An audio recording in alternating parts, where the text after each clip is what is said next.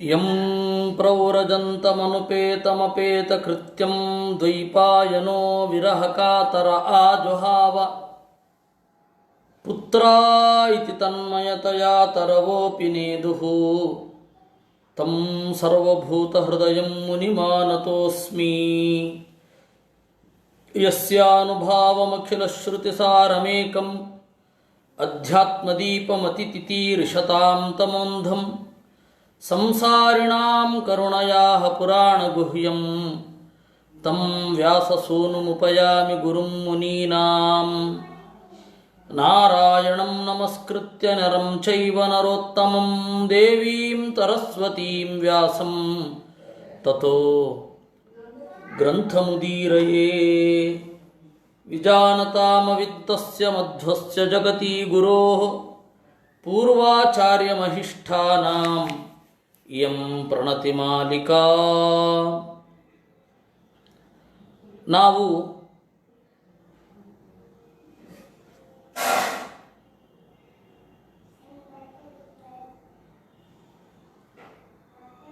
ಭಾಗವತದ ಸರಿಸುಮಾರು 19ನೆಯ ಶ್ಲೋಕ, 10ನೆಯ ಅಧ್ಯಾಯದ 19ನೇ ಶ್ಲೋಕವನ್ನು ನಾವು ಚಿಂತನೆ ಮಾಡ್ತಾ ಇದ್ವಿ. ಅದರಲ್ಲಿ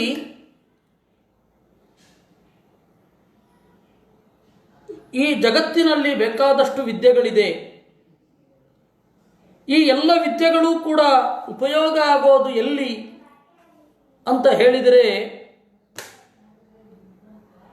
ಸುಖ ಪ್ರಾಪ್ತಿ, ದುಃಖ ನಿವೃತ್ತಿ, ಇವುಗಳಲ್ಲೇ ಅನೇಕ ತರಹದ ಶಾಸ್ತ್ರಗಳಿದೆ. ಈ ಅನೇಕ ತರಹದ ಶಾಸ್ತ್ರಗಳಲ್ಲಿ ವೈದ್ಯಶಾಸ್ತ್ರ, ಆಮೇಲೆ ನೀತಿಶಾಸ್ತ್ರ, ಇವುಗಳೆಲ್ಲ ದುಃಖ ಪ್ರಾಪ್ತಿಯನ್ನು ನಿವಾರಣೆ ಮಾಡುತ್ತೆ. ಸುಖ ಪ್ರಾಪ್ತಿ ಹೇಗೆ ಅಂತ, ದೇಹಕ್ಕೆ ಬಂದ ರೋಗಗಳನ್ನು ಪರಿಹಾರ ಮಾಡಿಕೊಳ್ಳಿಕ್ಕೆ ಒಂದು ತರಹದ ವಿಧಾನಗಳಿದೆ. ಮನಸ್ಸಿಗೆ ಬಂದ ರೋಗಗಳನ್ನು ಪರಿಹಾರ ಮಾಡಿಕೊಳ್ಳಿಕ್ಕೆ ಇನ್ನೊಂದು ತರಹದ ವಿಧಾನ ಇದೆ. ಇದೆಲ್ಲಕ್ಕಿಂತ ಮಿಗಿಲಾಗಿ ನಮಗೆ ಮಾನಸಿಕವಾಗಿ ಶತ್ರುಗಳು ಅಂತ ಇದ್ದು ಅವರು ತೊಂದರೆ ಕೊಡಲಿಕ್ಕೆ ಶುರು ಮಾಡಿದಾಗ ಯಾವ ರೀತಿ ನಾವು ಅದನ್ನು ಎದುರಿಸಬೇಕು, ನಮ್ಮ ಕುಟುಂಬದೊಳಗಡೆ ಯಾವ ರೀತಿ ನಮ್ಮ ಬಿಹೇವಿಯರ್ಸ್ ಇರಬೇಕು, ಕುಟುಂಬದ ಆಂತರಿಕ ಸಮಸ್ಯೆಗಳನ್ನು ಯಾವ ರೀತಿ ಪರಿಹಾರ ಮಾಡಿಕೊಳ್ಬೇಕು, ಯಾರ್ಯಾರನ್ನು ಎಷ್ಟೆಷ್ಟರ ಮಟ್ಟಿಗೆ ಇಡಬೇಕು, ಇವುಗಳೆಲ್ಲ ನಮಗೆ ಸಿಗೋದು ಯಾವ ಶಾಸ್ತ್ರದಲ್ಲಿ? ನೀತಿಶಾಸ್ತ್ರದಲ್ಲಿ. ಈ ಎಲ್ಲವೂ ಕೂಡ ಈ ಜನ್ಮದ ಒಳಗಡೆ, ಜನ್ಮಾಂತರದ ಆಚೆಗಲ್ಲ.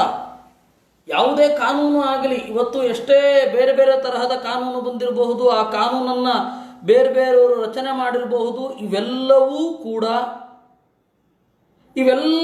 ಕೂಡ ಅದಕ್ಕೊಂದು ಮಿತಿ ಇದೆ. ಈ ಜನ್ಮ ಆಗುವವರೆಗೆ, ಇನ್ನೂ ಸ್ಪಷ್ಟವಾಗಿ ಹೇಳಬೇಕು ಅಂದರೆ ಒಂದು ಸೇಫ್ ಝೋನ್ ತಲುಪುವವರೆಗೆ. ಆಮೇಲೆ ಇದು ಯಾವುದು ಪ್ರಯೋಜನಕ್ಕೆ ಬರೋಲ್ಲ. ಶಾಶ್ವತ ಸುಖದ ಬಗ್ಗೆ ಕಲ್ಪನೆಯೇ ಇಲ್ಲ. ಅದನ್ನು ತಿಳಿದುಕೊಳ್ಳುವವರಾಗಬೇಕು ಅಂತ ಕೃಷ್ಣ ಹೇಳ್ತಾನೆ. ಅದನ್ನು ಅವನು ಹೇಳೋದು, ಯದಿ ಪ್ರಾಪ್ತಿಂ ವಿಘಾತಂಚ ಜ್ಞಾನಂಚ ಜಾನಂತಿ ಸುಖ ದುಃಖಯೋ ತೇಪ್ಯದ್ಧಾನ ವಿದುರ್ಯೋಗಂ ಮೃತ್ಯುರ್ನ ಪ್ರಭವೇದ್ಯಥಾ. ಆಯುರ್ವೇದದಲ್ಲಿಯೂ ಕೂಡ ಬದುಕಿರುವ ತನಕ ಆರೋಗ್ಯವಾಗಿರೋದು ಹೇಗೆ ಅಂತ ನಾವು ಹೇಳ್ತೇವಷ್ಟೇ, ಸಾವನ್ನೇ ನಿವಾರಣೆ ಮಾಡ್ತೇವೆ ಅಂತ ಹೇಳಿ ಆ ವೈದ್ಯಶಾಸ್ತ್ರವೂ ಹೇಳಲಿಲ್ಲ. ಮೊಟ್ಟ ಮೊದಲ ವೈದ್ಯಶಾಸ್ತ್ರ ಏನಿದೆ ಅದು ಆಯುರ್ವೇದ ಶಾಸ್ತ್ರ. ಆ ಆಯುರ್ವೇದ ಶಾಸ್ತ್ರ ಸ್ಫುಟವಾಗಿ ಈ ಸಂಗತಿಯನ್ನು ನಿರೂಪಣೆ ಮಾಡುತ್ತೆ. ಅದು ಸಾಯುವ ತನಕ ಅಂತ ಅದಕ್ಕೊಂದು ಅದರ ವಸ್ತುತತ್ವವನ್ನು ನಿರೂಪಣೆ ಮಾಡಿಯೇ ಮುಂದುವರೆದಿರುವುದು. ಇದನ್ನು ಆಚಾರ್ಯರು ಯಾವ ರೀತಿ ಹೇಳಿದರು? ಏತು ವಿದ್ವತ್ವೇನ ಪ್ರಸಿದ್ಧಾ ಪ್ರಾಕೃತಾನಾಂ ತೇಪಿ ಅದ್ಧ ನ ವಿದುಹು. ಈ ಹಿಂದೆ ನ ದೇಹಿನಾಂ ಸುಖಂ ಕಿಂಚಿತ್ ವಿದ್ಯತೆ ವಿದುಷಾಮಪಿ ಅಂತ ಇದ್ರು. ವಿದ್ವಾಂಸರಾಗಿದ್ದರೂ ಸುಖವನ್ನು ಗಳಿಸುವ ದಾರಿ ಗೊತ್ತಿರದೆ ಒದ್ದಾಡ್ತಾ ಇರ್ತಾರೆ. ಅವರಿಗೆ ಸುಖ ಇಲ್ಲ. ಸುಖ ಯಾರ್ಯಾರಿಗಿಲ್ಲ ಅಂತ ಅಲ್ಲೊಂದು ಲಿಸ್ಟ್ ಕೊಟ್ಟಿದ್ದಾರೆ. ಯಾರಿಗ್ಯಾರಿಗೆ ಸುಖ ಇಲ್ಲ? ದುಃಖ ಮೂಢರು ಮತ್ತು ಅಹಂಕಾರಿಗಳು ಅಂತ. ದುಃಖ ಮೂಢರು ಮತ್ತು ಅಹಂಕಾರಿಗಳ ಜೊತೆಗೆ ವಿದುಷಾಂ ಅಂತ ಒಂದು ಲಿಸ್ಟನ್ನು ಕೊಟ್ಟಿದ್ದಾರೆ. ಅಲ್ಲಿ ವಿದುಷಾಂ ವಿದ್ವಾಂಸರಿಗೆ. ಯಾವ ವಿದ್ವಾಂಸರಿಗೆ? ಮಧ್ವಾಚಾರ್ಯರು ಹೇಳಿದ್ರು, ವಿದ್ವಾಂಸರು ಅಂತ ಹೇಳಿ ಜನಸಾಮಾನ್ಯರು ಅಂದುಕೊಂಡಿರ್ತಾರೆ, ಆದರೆ ಅವರು ವಿದ್ವಾಂಸರಾಗಿರೋಲ್ಲ, ಅಂಥವರನ್ನು ಕುರಿತು ಹೇಳಿದ್ದು ಅಂತ. ಜನ ವಿದ್ವಾಂಸರು ಅಂತ ಹೇಳಿದ್ರೆ ಒಂದೊಂದು ಕಾಲದಲ್ಲಿ ಒಂದೊಂದು ಪ್ಯಾರಾಮೀಟರ್ ಇಟ್ಕೊಂಡಿರ್ತಾರೆ. ಜನ ಅಥವಾ ಜನಸಾಮಾನ್ಯರು ಅಂತ ಇಟ್ಟುಕೊಂಡಾಗ, ಇವಾಗ ನಾವು ಇನ್ನೊಂದು ಕ್ಷೇತ್ರಕ್ಕೆ ಸಾಮಾನ್ಯರೇ, ವಿಜ್ಞಾನಿಗಳು ಅಂತಂದಾಗ ನಾವು ಜನಸಾಮಾನ್ಯರಾಗ್ತೇವೆ. ವಿಜ್ಞಾನಿಗಳು ವೇದಾಂತ ಕ್ಷೇತ್ರಕ್ಕೆ ಸಾಮಾನ್ಯರು. ಪ್ರತಿಯೊಬ್ಬರೂ ಕೂಡ ಇನ್ನೊಂದು ಕ್ಷೇತ್ರಕ್ಕೆ ಸಾಮಾನ್ಯರಾಗಿರ್ತಾರೆ. ಆ ಜನಸಾಮಾನ್ಯರು ಅಂತಂದರೆ ನಾವೆಲ್ಲರೂ ಒಂದೊಂದು ಕ್ಷೇತ್ರದಲ್ಲಿ ಒಬ್ಬೊಬ್ಬರು. ನಾವೆಲ್ಲರೂ ಕೂಡ ಒಂದು ಪ್ಯಾರಾಮೀಟರ್ ಫಿಕ್ಸ್ ಮಾಡ್ಕೊಂಡಿರ್ತೇವೆ. ಹಾಗೆ ವಿದ್ವಾಂಸರು ಅನ್ನೋದಕ್ಕೆ ಪ್ಯಾರಾಮೀಟರ್ ಏನು? ಇಷ್ಟು ಗ್ರಂಥ ಓದಿರಬೇಕು, ಇಷ್ಟು ಡಿಗ್ರಿ ಮುಗಿಸಿರಬೇಕು, ಇಷ್ಟು ಸರ್ಟಿಫಿಕೇಟ್ ಇರಬೇಕು, ಇಷ್ಟು ಪ್ರಶಸ್ತಿಗಳು ಬಂದಿದ್ದರೆ ಅವ್ರನ್ನ ವಿದ್ವಾಂಸರು ಅಂತ ಒಪ್ಪಬಹುದು ಅಂತ. ಆದರೆ ವಾಸ್ತವ ಸ್ಥಿತಿ ಹಾಗಿಲ್ಲ. ಜನಸಾಮಾನ್ಯರು ವಿದ್ವಾಂಸರು ಅಂತ ಅಂದುಕೊಂಡವರನ್ನು ಕೈಬಿಡಿ ಅಂತ ಆಚಾರ್ಯರು. ದೇಹಾಭಿಮಾನಿನಶ್ಚೇತ್, ದೇಹದಲ್ಲಿ ಉತ್ಕಟವಾದ ಅಭಿಮಾನ ಇತ್ತು ಅಂತಂದರೆ ಅವರನ್ನು ಬಿಟ್ಟುಬಿಡಬೇಕು. ಅವ್ರಿಗೆ ದೇಹದಲ್ಲಿ ಉತ್ಕಟವಾದ ಅಭಿಮಾನ ಇತ್ತು ಅಂತಂದರೆ ಅವರು ವಿದ್ವಾಂಸರಲ್ಲ ಅಂತ ಅರ್ಥ. ನಾವು ಏನು ಅಂದ್ಕೊಂಡಿದ್ದೇವೆ, ವಿದ್ವಾಂಸರು ಅಂದರೆ ಈ ಪರ್ಟಿಕ್ಯುಲರ್ ಕೋರ್ಸ್ ಮಾಡಿರಬೇಕು, ಇಷ್ಟು ಪರೀಕ್ಷೆ ಕೊಟ್ಟಿರಬೇಕು, ಇಷ್ಟು ಜನ ಇರಬೇಕು, ಈ ತರಹದ ಓರಲ್ ಎಕ್ಸಾಮಿನೇಷನ್ ಆಗಿರಬೇಕು, ಈ ತರಹದ ರಿಟರ್ನ್ ಎಕ್ಸಾಮಿನೇಷನ್ ಆಗಿರಬೇಕು, ಇವುಗಳೆಲ್ಲ ಆಗಿದ್ರೆ ವಿದ್ವಾಂಸರು ಅಂತ ನಮಗೆ. ಈ ನಮ್ಮ ಎಲ್ಲ ಕಲ್ಪನೆಗಳನ್ನು ಹೊಡೆದೋಡಿಸ್ತಾರೆ ಆಚಾರ್ಯರು. ದೇಹಾಭಿಮಾನಿನಶ್ಚೇತ್, ದೇಹಾಭಿಮಾನಿಗಳಾಗಿದ್ದು ವಿದ್ವಾಂಸರಾಗಿದ್ರೆ ಏನು ಪ್ರಯೋಜನ? ಅದು ವಿದ್ವಾಂಸರು ಅಂದ್ರೆ ಏನು? ವೇದಾಂತದಲ್ಲೇ ವಿದ್ವಾಂಸರು ಅಂತಲ್ಲ, ಜನ ಯಾರನ್ನ ವಿದ್ವಾಂಸರು ಅಂತ ಅಂದ್ಕೊಂಡಿರ್ತಾರೋ ಅವರು. ಜನಕ್ಕೆ ಬಹಳ ತಪ್ಪು ಕಲ್ಪನೆಯೇ ಜಾಸ್ತಿ. ಅವರಿಗೆ ಅವರ ಪ್ರಕಾರ ಇರೋದೇ ಬೇರೆ. ಸಂಸ್ಕೃತ ಅಂತಂದರೆ ಜ್ಯೋತಿಷ್ಯ ಗೊತ್ತಿರಲೇಬೇಕು. ನಾನು ಬಸ್ಸಲ್ಲಿ ಓಡಾಡ್ತಾ ಇರಬೇಕಾದ್ರೆ, ಟ್ರೈನಲ್ಲಿ ಓಡಾಡಬೇಕಾದ್ರೆ ಸಂಸ್ಕೃತ ಪುಸ್ತಕ ಅಪ್ಪಿತಪ್ಪಿ ಮುಟ್ಟೋದಿಲ್ಲ. ಯಾಕೆ ಅಂತಂದರೆ ಜನ ಕೂಡಲೇ ನನ್ನನ್ನು ಸುತ್ತುವರಿದು ನಮ್ಮ ಸಮಸ್ಯೆಗೆ ಏನು ಪರಿಹಾರ ಅಂತ ಕೇಳಲಿಕ್ಕೆ ಶುರು ಮಾಡಿಬಿಡ್ತಾರೆ. ಇನ್ನೊಂದು ಸಂಗತಿಯನ್ನು ಹೇಳಬೇಕು. ಜಾಮಿತಾ ದೋಷ ಪರಿಹಾರಾಯ ಸ್ವಾಮಿಗಳ ಜೊತೆಗೆ ಟ್ರೈನ್ನಲ್ಲಿ ಎಲ್ಲಿಂದ ಎಲ್ಲಿಗೋ ಹೋಗಲಿಕ್ಕಿತ್ತು. ಪೇಜಾವರ ಸ್ವಾಮಿಗಳ ಜೊತೆಗೆ ಟ್ರೈನ್ನಲ್ಲಿ ಎಲ್ಲಿಂದ ಎಲ್ಲಿಗೋ ಹೋಗಲಿಕ್ಕಿತ್ತು. ಆವಾಗ ಉತ್ತರದ ಒಬ್ಬಳು ಹೆಣ್ಣುಮಗಳು, ಅವಳು ದಕ್ಷಿಣದಲ್ಲೇ ಇದ್ದಿದ್ದು, ಆದರೆ ಅವಳು ಬೇಸು ಉತ್ತರದಿಂದ ದಕ್ಷಿಣಕ್ಕೆ ಬರ್ಬೇಕಾದ್ರೆ ಅವ್ರು ಕೇಳೋದು ಸ್ವಾಮಿಗಳು ಒಳ್ಳೆ ವಿದ್ವಾಂಸರ ಅಂತ ಕೇಳೋದು. ಹೌದು ಅಂತಂದೆ ನಾನು. ಪೇಜಾವರ ಸ್ವಾಮಿಗಳಿಗೆ ವೈದುಷ್ಯ ಇಲ್ಲ ಅಂದರೆ ಜಗತ್ತಲ್ಲಿ ಇನ್ಯಾರಿಗಿರಬೇಕು? ಒಳ್ಳೆ ವಿದ್ವಾಂಸರು. ಹೌದಾ, ಹಾಗಾದ್ರೆ ನನ್ನ ಸಮಸ್ಯೆ ಬಗ್ಗೆ ಹೇಳ್ತಾರಾ ಅಂತ ಕೇಳೋದು. ಜ್ಯೋತಿಷದ್ದೇನೋ ಸಮಸ್ಯೆ. ಅದಕ್ಕೆ ನಾನು ಹೇಳಿದೆ ಜ್ಯೋತಿಷ ಬರಲ್ಲ. ಹಾಗಾದ್ರೆ ವಿದ್ವಾಂಸರು ಅಂದರೆ ಏನು ಅರ್ಥ ಅದಕ್ಕೆ ಅಂತ ಕೇಳೋದು. ಅಂದರೆ ಸಂಸ್ಕೃತ ಅಂತಂದರೆ ಜ್ಯೋತಿಷ. ಸಂಸ್ಕೃತವೂ ಒಂದು ಭಾಷೆ, ಅದರಲ್ಲೂ ಎಲ್ಲ ತರಹದ ವಾಂಗ್ಮಯಗಳಿರುತ್ತೆ ಅನ್ನೋದೇ ಜನ ಮರೆತು ಬಿಟ್ಟಿದ್ದಾರೆ. ಈ ಥರದ ಜನರಲ್ಲಿ ಅವರು ವಿದ್ವಾಂಸರು ಅಂತ ಪರಿಗಣಿಸೋದು ಹೇಗೆ ಪರಿಗಣಿಸಬಹುದು? ಒಂದು ಒಳ್ಳೆ ಶಾಲ್ ಇರಬಹುದು, ಒಂದು ಒಳ್ಳೆ ಜುಟ್ಟಿರುತ್ತೆ, ಈ ತರಹ ಇರುತ್ತೆ, ಕಚ್ಚೆ ಪಂಚೆ ಹಾಕ್ಕೊಂಡಿರ್ತಾರೆ. ಈ ತರಹದ ಕಲ್ಪನೆಗಳು ಎಲ್ಲರಿಗೂ. ಸಂಸ್ಕೃತದಲ್ಲಿ ವಿದ್ವಾಂಸರು ಹಿಂಗಿರಬೇಕು ಅಂತ.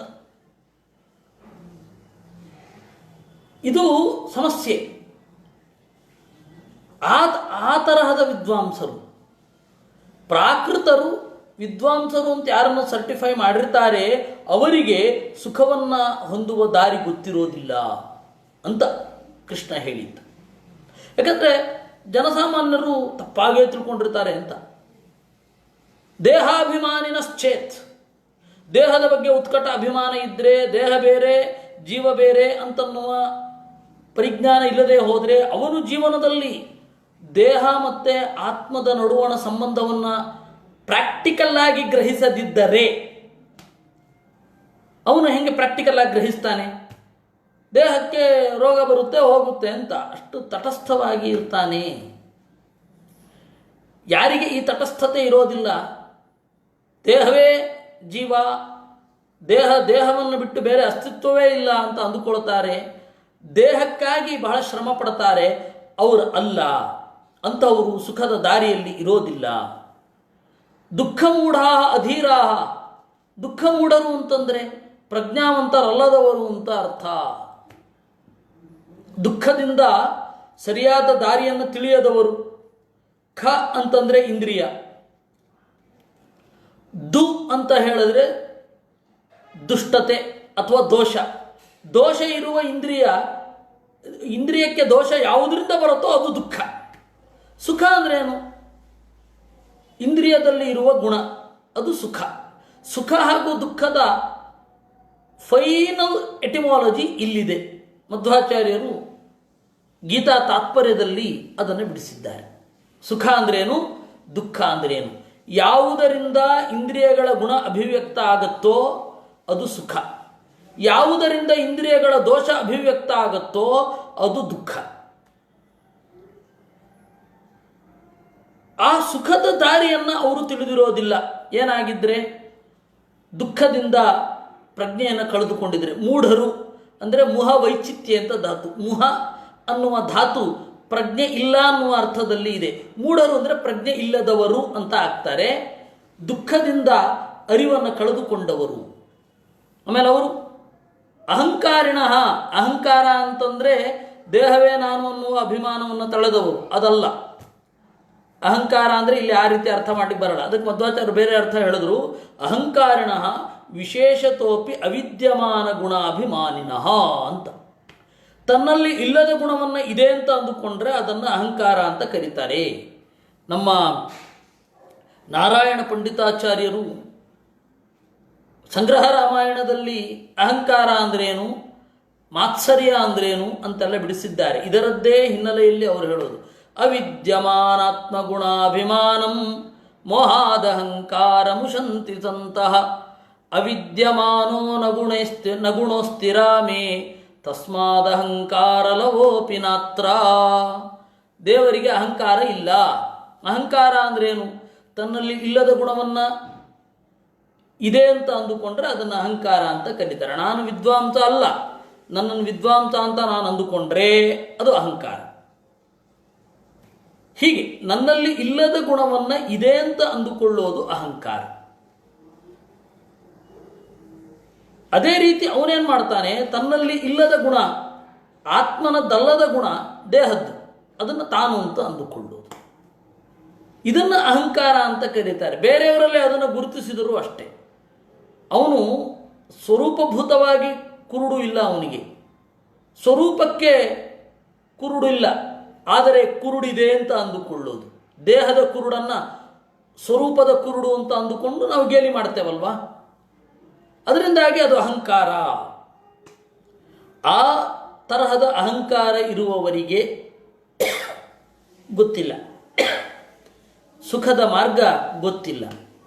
ಇನ್ನು ನೀತಿಶಾಸ್ತ್ರದ ಮೂಲಕವಾಗಿ, ವೈದ್ಯಶಾಸ್ತ್ರದ ಮೂಲಕವಾಗಿ, ಬೇರೆ ಬೇರೆ ಸ್ವಭಾವಶಾಸ್ತ್ರ, ರಸಾಯನಶಾಸ್ತ್ರ, ಕೆಮಿಸ್ಟ್ರಿ, ಅವುಗಳ ಮೂಲಕ ಸುಖ ದುಃಖದ ದಾರಿಯನ್ನು ನಾವು ತಿಳಿತೇವೆ ಅಂತಂದರೆ ಎಲ್ಲಿಯ ತನಕ ತಿಳಿತೀರ? ಸಾವು ಬಂದೇ ಬರುತ್ತೆ, ಎಂಥವರು ಸಾಯಲೇಬೇಕು. ಸತ್ತ ಮೇಲೆ ಈ ಶಾಸ್ತ್ರ ಯಾವುದು ಬರೋದಿಲ್ಲ.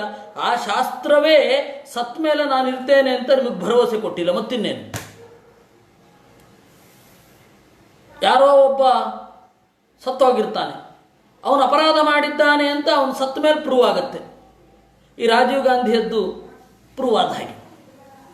ಅವನು ಹೋದ ಮೇಲೆ ಅವನು ಬೋಫೋರ್ಸ್ ಹಗರಣದಲ್ಲಿ ಭಾಗಿಯಾಗಿದ್ದಾನೆ ಅಂತ ತೊಗೊಂಡೇನು ಮಾಡೋದು? ಅವನಿಗೆ ಶಿಕ್ಷೆ ಕೊಡ್ಲಿಕ್ಕೆ ಆಗುವಲ್ಲ. ಅಂದರೆ ಕಾನೂನು ಅಂತನ್ನೋದು ಅದರ ಮಿತಿ ಏನು? ಈ ಲೋಕದಲ್ಲಿ ಇರುವವರಿಗೆ, ಈ ಲೋಕದಲ್ಲಿ ವಿಸಿಬಲ್ ಆಗಿ ಇರುವವರಿಗೆ ಅಂತ ಅಲ್ವಾ? ಅದರಿಂದಾಗಿ ಯಾವ ಶಾಸ್ತ್ರವೂ ಕೂಡ ದೇಹವನ್ನು ಮೀರಿದ ಮೇಲೆ ಈ ಶಾಸ್ತ್ರ ನಿಮಗೆ ಸುಖ ಕೊಡುತ್ತೆ ಅಂತ ಭರವಸೆ ಯಾರು ಕೊಡ್ತಾರೆ? ಪರ್ಸನಾಲಿಟಿ ಡೆವಲಪ್ಮೆಂಟ್ ಕೋರ್ಸ್ ಅವರು, ಲ್ಯಾಂಡ್ ಮಾರ್ಕಿನವರು ಯಾರು ಕೊಡ್ತಾರೆ? ಯಾರೂ ಕೊಡಲ್ಲ. ಕಾನೂನು ಶಾಸ್ತ್ರ ಕೊಡುತ್ತೋ, ರಸಾಯನ ಶಾಸ್ತ್ರವೋ, ಫಿಸಿಕ್ಸೋ ಯಾವುದು ಕೊಡುತ್ತೆ? ಸತ್ತ ಮೇಲೂ ಕೂಡ ನೀವು ಸುಖವಾಗಿರುವಂತೆ ನಾವು ನೋಡ್ಕೋತೇವೆ. ಯಾರು ಕೊಡ್ತಾರೆ? ಅದಕ್ಕಾಗಿ ದೇಹ ಮತ್ತು ಆತ್ಮದ ಭೇದವನ್ನು ತಿಳಿದು ಈ ತರಹ ಮಾಡು, ನಿನಗೆ ಆಮೇಲೂ ಸುಖ ಸಿಗತ್ತೆ, ಇಲ್ಲಿಯೂ ಸುಖ ಸಿಗತ್ತೆ ಅಂತ ಹೇಳುವ ಶಾಸ್ತ್ರವನ್ನು ಒಪ್ಪಬಹುದಲ್ವಾ? ಅವ್ರಿಗೆ ಬೇರೆಯವ್ರ ಯೋಚನೆಯೇ ಬಂದಿಲ್ವಲ್ಲ. ಅದಕ್ಕಿಂತ ಇದು ಬೆಟರ್ ಅಲ್ವೇ? ಅದಕ್ಕೆ ಹೇಳಿದ್ದು ತೇಪ್ಯದ್ಧಾನ ವಿದುರ್ಯೋಗಂ ಅಂತ. ಅವರಿಗೂ ಸ್ಫುಟವಾದ ತಿಳುವಳಿಕೆ ಇರುವುದಿಲ್ಲ ಅಂತ. ಮಧ್ವಾಚಾರ್ಯರು ಸುಖವನ್ನು ಹೊಂದುವ ದಾರಿ ಕಾಣದವರು ಇಬ್ಬರು, ಒಂದು ದುಃಖ ಮೂಢರು, ಇನ್ನೊಂದು ಅಹಂಕಾರಿಗಳು ಅಂತ. ದುಃಖ ಮೂಢರು ಅಂತ ಹೇಳಿದರೆ ದುಃಖದಿಂದ ಯೋಚನೆ ಮಾಡುವ ಶಕ್ತಿಯನ್ನು ಕಳೆದುಕೊಂಡವರು. ಅಹಂಕಾರಿಗಳು ಅಂತಂದರೆ ತಮ್ಮಲ್ಲಿ ಇಲ್ಲದ ಗುಣವನ್ನು ತಿಳಿದವರು. ಈ ಇಬ್ಬರು ಸುಖದ ದಾರಿಯನ್ನು ತುಳಿಯುವುದಿಲ್ಲ. ಮಧ್ವಾಚಾರ್ಯರ ಹೆಸರು ಹಾಗೆ ಅಲ್ವೋ ಇರೋದು. ಮಧು ಅಂತಂದರೆ ಆನಂದ. ಆನಂದವನ್ನು ಹೇಳುವಂತಹ ಶಾಸ್ತ್ರ ಯಾರು ರಚನೆ ಮಾಡಿದ್ದಾರೋ ಅವರು ಮಧ್ವ. ಆ ಮಧ್ವ ಅನ್ನುವ ಶಾಸ್ತ್ರದ ಲೌಕಿಕವಾದ ಟ್ರಾನ್ಸ್ಲೇಷನ್ನು ಆನಂದ ತೀರ್ಥ. ಆನಂದವನ್ನು ಉಂಟು ಮಾಡುವ ತೀರ್ಥ ಶಾಸ್ತ್ರ ಯಾರದೋ ಅವರು ಆನಂದ ತೀರ್ಥರು. ಯಾರ ಪ್ರಕಾರ ಆನಂದವೇ ಇಲ್ವೋ ಅವರು ಆನಂದ ತೀರ್ಥರಾಗಲ್ಲ. ಯಾರ ಪ್ರಕಾರದ ಆನಂದ ಈ ಲೋಕಕ್ಕೆ ಮಾತ್ರ ಮಿತವೋ ಅವರು ಆನಂದ ತೀರ್ಥರಾಗೋಲ್ಲ ಅಲ್ವಾ? ಅದರಿಂದ ಯದಿ ಪ್ರಾಪ್ತಿಂ ವಿಘಾತಂಚ ಜಾನಂತಿ ಸುಖ ದುಃಖಯೋ ತೇಪ್ಯದ್ಧಾನ ವಿದುರ್ಯೋಗಂ ಮೃತ್ಯುರ್ನ ಪ್ರಭವೇದ್ಯಥ. ನಾವು ಈ ಲೋಕದಲ್ಲಿ ಯಾವುದೇ ಸುಖ ದುಃಖಗಳ ಮಾರ್ಗವನ್ನು ಕಂಡುಕೊಂಡರೂ ಕೂಡ ಎಲ್ಲಿಯ ತನಕ?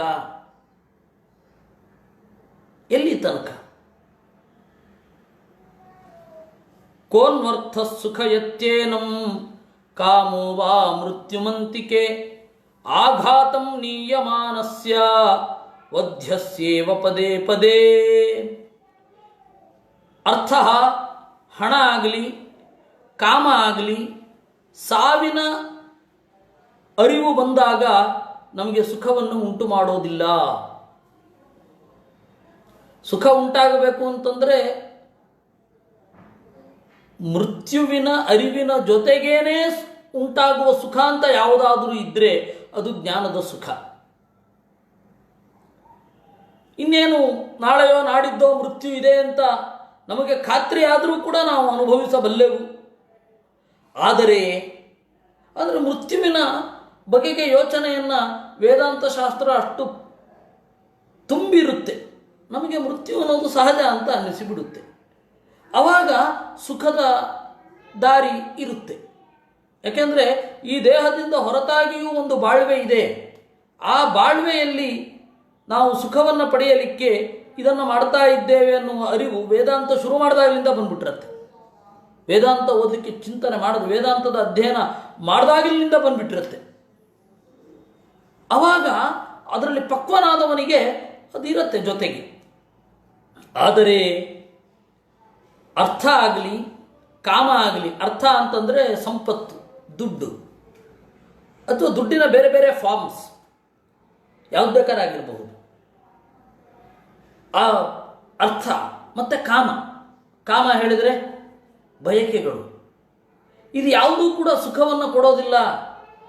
ಸಾವು ಇದ್ದಾಗ, ಒಬ್ಬ ಸಾವಿದ್ದಾಗ ಧರ್ಮಗ್ರಂಥಗಳನ್ನು ಓದಿ ಶಾಂತಿಯನ್ನು ಪಡೆಯಬಹುದು. ನೋಡಪ್ಪ, ಇನ್ನೊಂದು ವರ್ಷ ಆದಮೇಲೆ ನಿನ್ನ ಸಾಹಿತ್ಯ ಅಂತಂದರೆ ಧರ್ಮಗ್ರಂಥಗಳನ್ನು ಓದ್ತಾ ಒಂದು ಭರವಸೆಯನ್ನು ಜೀವನದಲ್ಲಿ ತಳೆಯಬಹುದು. ಅದೇ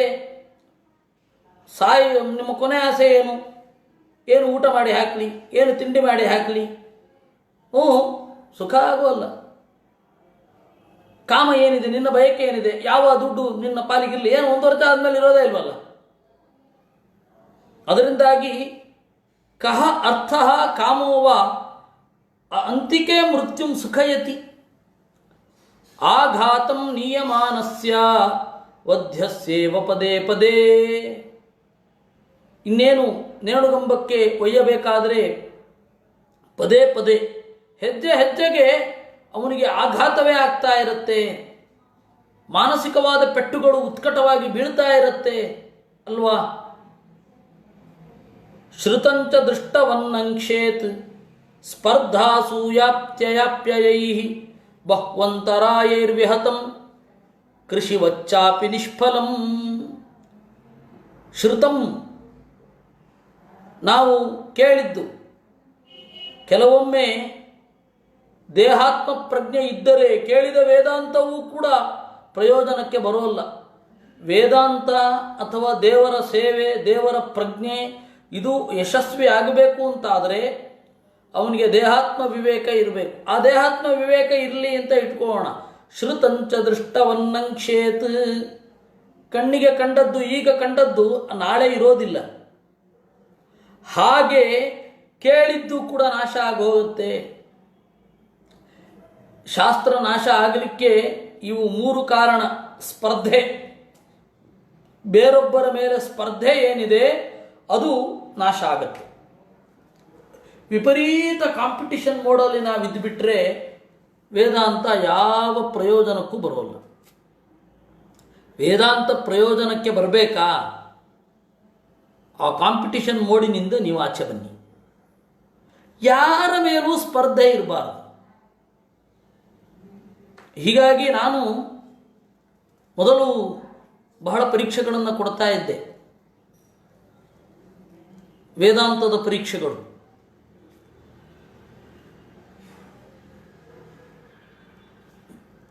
ಮುಖಪಾಠದ ಬಾಯಿಪಾಠದ ಸ್ಪರ್ಧೆಗಳನ್ನೆಲ್ಲ ಕೊಡ್ತಾ ಇದ್ದೆ. ಆದರೆ ನನಗೆ ಒಂದು ಹಂತದಲ್ಲಿ ಈ ಪರೀಕ್ಷೆ ಅಂತನ್ನೋದು ನಮ್ಮನ್ನು ಅಳಿತಾರೆ. ಅಳೆಯುವವರಿಗೆ ನಾನು ಏನು ಈ ಗ್ರಂಥದಲ್ಲಿ ಯಾವ ಅಂಶವನ್ನು ಗಮನಿಸಿದ್ದೇನೆ ಅದೇ ಅಂಶವನ್ನು ಇವನು ಗಮನಿಸಲಿ ಅಂತ ಇರುತ್ತೆ. ಅದರಿಂದಾಗಿ ಈ ತರಹದ ಪರೀಕ್ಷೆ ಕೊಡದೇ ಇರೋದು ಬೆಟರು ಅಂತ ಅನ್ನಿಸಿಬಿಡ್ತು ನನಗೆ. ಇದೇ ಪರೀಕ್ಷೆ ಕೊಡದೆ ಹೋದರೆ ಇವನು ಪಾಂಡಿತ್ಯ ಇದೆ ಅಂತ ಏನು ಪ್ರೂಫು ಅಂತ ಹೇಳಿ ಬೇರೆಯವರೆಲ್ಲ ಅಂತ ಇದ್ದರು. ನನ್ನ ಹೊರಗೆಯವರು ಅದೇ ಮಾತನಾಡ್ತಾ ಇದ್ದದ್ದು. ಪರೀಕ್ಷೆ ಕೊಡದೆ ಹೋದರೆ ಇವನು ಪಾಂಡಿತ್ಯ ಇದೆ ಅಂತ ಏನು ಗೊತ್ತಾಗತ್ತೆ? ಗೊತ್ತಾಗಬೇಕು ಯಾಕೆ ಅಂತ ನನಗೆ ಅರ್ಥ ಆಗ್ತಾ ಇರಲಿಲ್ಲ ಕಡೆ ತನಕವೂ ಕೂಡ. ನಾವು ಚಿಂತನೆಯನ್ನು ಒಬ್ಬರ ಜೊತೆ ಇನ್ನೊಬ್ಬರ ಜೊತೆ ವಿನಿಮಯ ಮಾಡಿಕೊಳ್ಬೇಕಾದ್ರೆ, ನಾನು ಇವತ್ತು ಆದ ಘಟನೆಯನ್ನು ನಿಮ್ಮ ಮುಂದೆ ಹೇಳಬೇಕು. ನಾನು ಯಾವತ್ತೂ ಕಲಿಯೋದಿರುತ್ತೆ ಅಂತ. ಇವತ್ತು ಬೆಳಗ್ಗೆ ವಿರಾಟ ಪರ್ವ ಆಯಿತು. ನೀವು ಅನೇಕ ಜನ ಬಂದಿದ್ರಿ. ಅದರಲ್ಲಿ ತಿಂಗಳು ಅಂತ ನಾನೊಂದು ಮಾತಾಡಿದೆ. ತಿಂಗಳು ಕೂಡಲೇ ನಮ್ಮ ರಮೇಶಣ್ಣ ಫೋನ್ ಮಾಡಿದರು. ಪಾಠ ಮುಗಿದು ಕೂಡಲೇ, ಇಲ್ಲ 13ನೇ ದಿವಸ ಅಂತ ಅವಳು ಹೇಳಿದ್ದಾಳಲ್ವಾ ಅಂತ. ನನಗೆ ಅವ್ರು ಹೇಳಿದಾಗ ಹೌದಲ್ವಾ 13 ದಿವಸ ಅಂತ ಅನ್ನಿಸಿತು. ಆಮೇಲೆ ಮತ್ತೆ ವಾಪಸ್ಸು ಹೋಗಿ ನೋಡಿದಾಗ ಇಲ್ಲ ಅಂತ ಚರ್ಚೆ ಮಾಡಲಿಕ್ಕೆ ಅನುಕೂಲ ಆಯಿತು. ನಾನು ಮೊದಲನೇ ಬಾರಿ ಏನು ಹೇಳಿದೆ, 13ನೇ ದಿವಸ ಇತ್ತು ಅಂತ ಹೇಳಿಬಿಟ್ಟಿದ್ದೆ. ಅಂದರೆ 1 ತಿಂಗಳ ಹಿಂದೆ ನಡೆದಲ್ಲಿ 13 ದಿವಸ ಅಜ್ಞಾತವಾಸ ಮುಗಿಲಿಕ್ಕೆ ಬಾಕಿ ಇದೆ ಅಂತ ಇಟ್ಟುಕೊಂಡು ದ್ರೌಪದಿ ಹೇಳಿದ್ದಾಳೆ ಅಂತ ಹೇಳಿಬಿಟ್ಟಿದ್ದೆ. ಅವರು ಹೇಳಿದ ಮೇಲೆ ಮತ್ತೆ ನಾನು ನೋಡಿದೆ, ಅಲ್ಲಿ ಧರ್ಮರಾಜ ಅವರೇ ನೆನಪಿಸಿದ್ರು. ಅವರೇ ನೆನಪಿಸಿದ್ರು. ಇಲ್ಲ, ಧರ್ಮರಾಜ ಲೆಕ್ಕ ಹೇಳ್ತಾನೆ, ವಾಪಸ್ ಹೋಗಿ ಅಂತಂದರು. ಅದು ಹೋಗಿ ನೋಡಿದಾಗ ಅಲ್ಲಿ ಇದ್ದದ್ದು ಕಂಕನ ವೇಷದಲ್ಲಿರುವ ಧರ್ಮರಾಜ ಇನ್ನು 1 ತಿಂಗಳಿದೆ ಅಂತ ಎಚ್ಚರಿಕೆ ಕೊಡ್ತಾನೆ ದ್ರೌಪದಿಗೆ. ಆದ್ದರಿಂದ 1 ತಿಂಗಳು ಅಂದರೆ 29 ದಿವಸ ಇನ್ನೂ ಇದೆ ಪಾಂಡವರ ಅಜ್ಞಾತವಾಸ ಮುಗಿಲಿಕ್ಕೆ. ಅವನು ಸತ್ತಿದ್ದಾನೆ. ಯಾರು? ಕೀಚಕ ಸತ್ತಿದ್ದಾನೆ. 27 ದಿವಸ ಅಂದ್ರೆ 1 ತಿಂಗಳೇ ತಾನೆ. ತಿಂಗಳು ಅಂದ್ರೆ ಚಂದ್ರನ ಬೆಳಕು ಅಂತ. ನಾವು ಸ್ಪರ್ಧಾ ಮನೋಭಾವಕ್ಕೆ ಇಳಿದರೆ ಅಥವಾ ನಾವು ಇವನನ್ನು ಪರೀಕ್ಷೆ ಮಾಡ್ತೇವೆ ಅಂತ ಹೋದರೆ ನಮಗೆ ವೇದಾಂತ ಜ್ಞಾನ ಹೇಗೆ ಸಿಗುತ್ತೆ? ಇಲ್ಲಿ ಕೇಳುವವರು ಮಾಡಿದ ಜೆನ್ಯೂನ್ ಪ್ರಶ್ನೆಗಳು ನಮ್ಮನ್ನು ಆ ಚಿಂತನೆಗೆ ಹಚ್ಚತ್ತೆ. ಮತ್ತು ಒಬ್ಬ ಒಂದು ಇದರಿಂದಾಗಿ ಒಂದು ಆಯಾಮದಿಂದ ಮತ್ತು ಅವನ ಜೀವನದಲ್ಲಿ ಯಾವ ಅಂಶ ಪ್ರಮುಖ ಆಗಿರುತ್ತೆ ಆ ಅಂಶದ ಪ್ರಾಮುಖ್ಯದ ಮೇಲೆ ಅವನು ಈ ಶಾಸ್ತ್ರ ಓದಿರ್ತಾನೆ. ಎಲ್ಲರಿಗೂ ಜೀವನದಲ್ಲಿ ಅದೇ ಪ್ರಶ್ನೆಗಳು ಬಂದಿರಲ್ಲ, ಒಬ್ಬೊಬ್ಬರಿಗೆ ಒಂದು ಜೀವನದಲ್ಲಿ ಒಂದೊಂದು ಪ್ರಶ್ನೆ ಬಂದಿರುತ್ತೆ. ಅಲ್ಲ, ಯಾಕೆ ಹೇಳಿದ್ದೆ ಅಂತಂದರೆ ರಮೇಶ್ ಅಣ್ಣ ಹೇಳಿದ್ದಕ್ಕೆ ಒಂದು ಸ್ಪಷ್ಟತೆ ಬಂತು. ಅವಳು ಹೇಳಿದ್ದು 13 ದಿವಸ ಬಿಟ್ಟು ಬರ್ತೇನೆ ಅಂತ ಹೇಳಿದ್ದು ಅದು ಅಜ್ಞಾತವಾಸ ಮುಗಿಯತ್ತೆ ಎನ್ನುವ ಮಾತಿಗೆ ಹಾಗೆ ಅರ್ಥ ಮಾಡಬಾರ್ದು. ತ್ರಯೋದಶಾಹಂ ಪಾಲಯತ್ತೇವ ಅನ್ನೋದು ಈ ಮಾತುಕತೆಯಿಂದ ಸ್ಪಷ್ಟ ಆಯಿತು.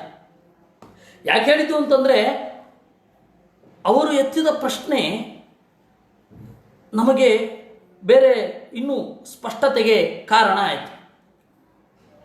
ಅಂದರೆ ನಾವು ಪ್ರತಿ ದಿವಸ ಕೇಳುಗರಿಂದ ಬೇರೆ ಪ್ರಶ್ನೆ ಬಂದಾಗ ಆ ದಿಸೆಯಲ್ಲಿ ಯೋಚನೆ ಮಾಡ್ತೇವೆ. ಇವನು ಯಾರು, ಕೇಳುವವ ಮೇಲ್ಗಡೆಯ ಕಟ್ಟಿಗೆ, ಹೇಳುವವ ಕೆಳಗಡೆಯ ಕಟ್ಟಿಗೆ ಅಂತ ಅನ್ನೋದನ್ನು ನಾವು ನಿನ್ನೆ ನೋಡಿದ್ದೇವೆ. ಅಂತೆ ವಾಸ್ಯುತ್ತರಾರಣಿ ಆಚಾರ್ಯೋರಣಿರಾಧ್ಯ ಸ್ಯಾತ್ ತತ್ಸಂಧಾನಂ ಪ್ರವಚನಂ ವಿದ್ಯಾವಹನಿ ಸುಖಾವಹ ಅನ್ನೋದನ್ನು ನಾವು ನೋಡಿದ್ದೇವೆ. ಅದರಿಂದಾಗಿ ವೇದಾಂತ ಎಲ್ಲಿ ನಾಶ ಆಗುತ್ತೆ? ವೇದಾಂತ ಅನ್ನೋದು ಸ್ಪರ್ಧೆ ಇದ್ದಾಗ ನಾಶ ಆಗುತ್ತೆ. ಅದರಿಂದಾಗಿ ನನ್ನ ವಿದ್ಯಾಪೀಠದ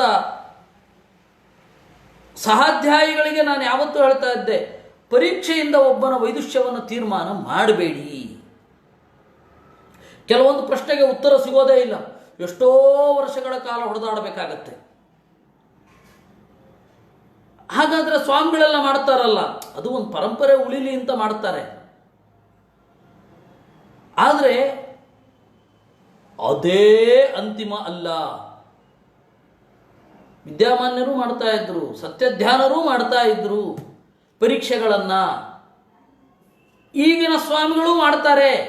ಯಾಕೆಂದರೆ ಅದೊಂದು ಪರಂಪರೆ ಉಳಿಲಿ ಅಂತ ಭಾವನೆ ಇರಬಹುದೇ ವಿನಃ, ಆದರೆ ಅಂತಿಮವಾಗಿ ಆ ವೇದಾಂತದಲ್ಲಿ ರುಚಿ ಜಾಸ್ತಿ ಆಗಲಿ ಅಂತ ಮಾಡಬಹುದೇನೋ, ಅಥವಾ ಓದುವ ಪ್ರವೃತ್ತಿ ಬೆಳೀಲಿ, ಹಾಗೆ ಓದಿ ಅಂದರೆ ಯಾರು ಓದ್ತಾರೆ ಸಹಜವಾಗಿ ಒಂದು ಪರೀಕ್ಷೆ ಅಂತ. ಆದರೆ ಆ ಪರೀಕ್ಷೆಯ ಸೈಡ್ ಎಫೆಕ್ಟು ಸ್ಪರ್ಧೆ ಆದರೆ ಎಲ್ಲರದ್ದು ಆಗಿರುತ್ತೆ ಅಂತ ನಾನು ಹೇಳೋಲ್ಲ. ಏಕೆಂದರೆ ಆ ಪರೀಕ್ಷೆಯನ್ನು ಕೊಡ್ತಾ ಕೊಡ್ತಾ ಕೊಡ್ತಾ ಒಬ್ಬ ಬೆಳಿಬಹುದು. ಪರೀಕ್ಷೆ ಅನ್ನೋದು ಕಡೆಗೆ ಅದು ಸ್ಪರ್ಧಾ ಮನೋಭಾವವನ್ನು ಕೊಟ್ಟರೆ ಅದು ಶ್ರುತಂಚ ದೃಷ್ಟವನ್ನಂಕ್ಷೇತ್ ಸ್ಪರ್ಧಾ ಅಸೂಯೆ. ಅಸೂಯ ಸ್ಪರ್ಧೆಯಿಂದ ನಾಶ ಆಗೋದು. ಒಂದು ಕಾಂಪಿಟಿಷನ್ ಮೋಡಿನಲ್ಲಿ ಇದ್ದಾಗ ವೇದಾಂತ ಉಳಿಯೋಲ್ಲ, ನಾಶ ಆಗುತ್ತೆ.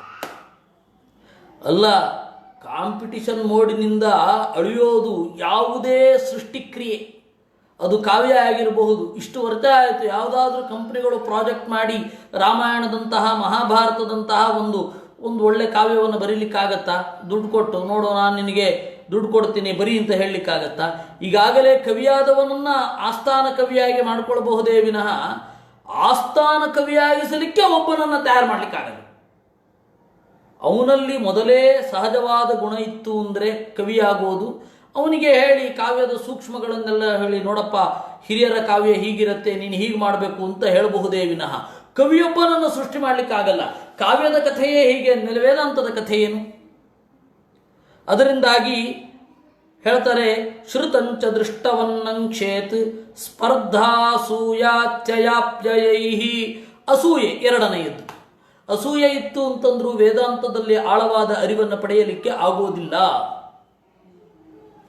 ಅಸೂಯೆ ಅನ್ನೋದು ಯಾವತ್ತಿದ್ರೂ ವೇದಾಂತವನ್ನು ನಾಶ ಮಾಡುವ ಒಂದು ವಸ್ತು. ವೇದಾಂತ ಅಂಟಬೇಕು ಅಂದರೆ ಅಸೂಯೆಯನ್ನು ಬಿಡಬೇಕು.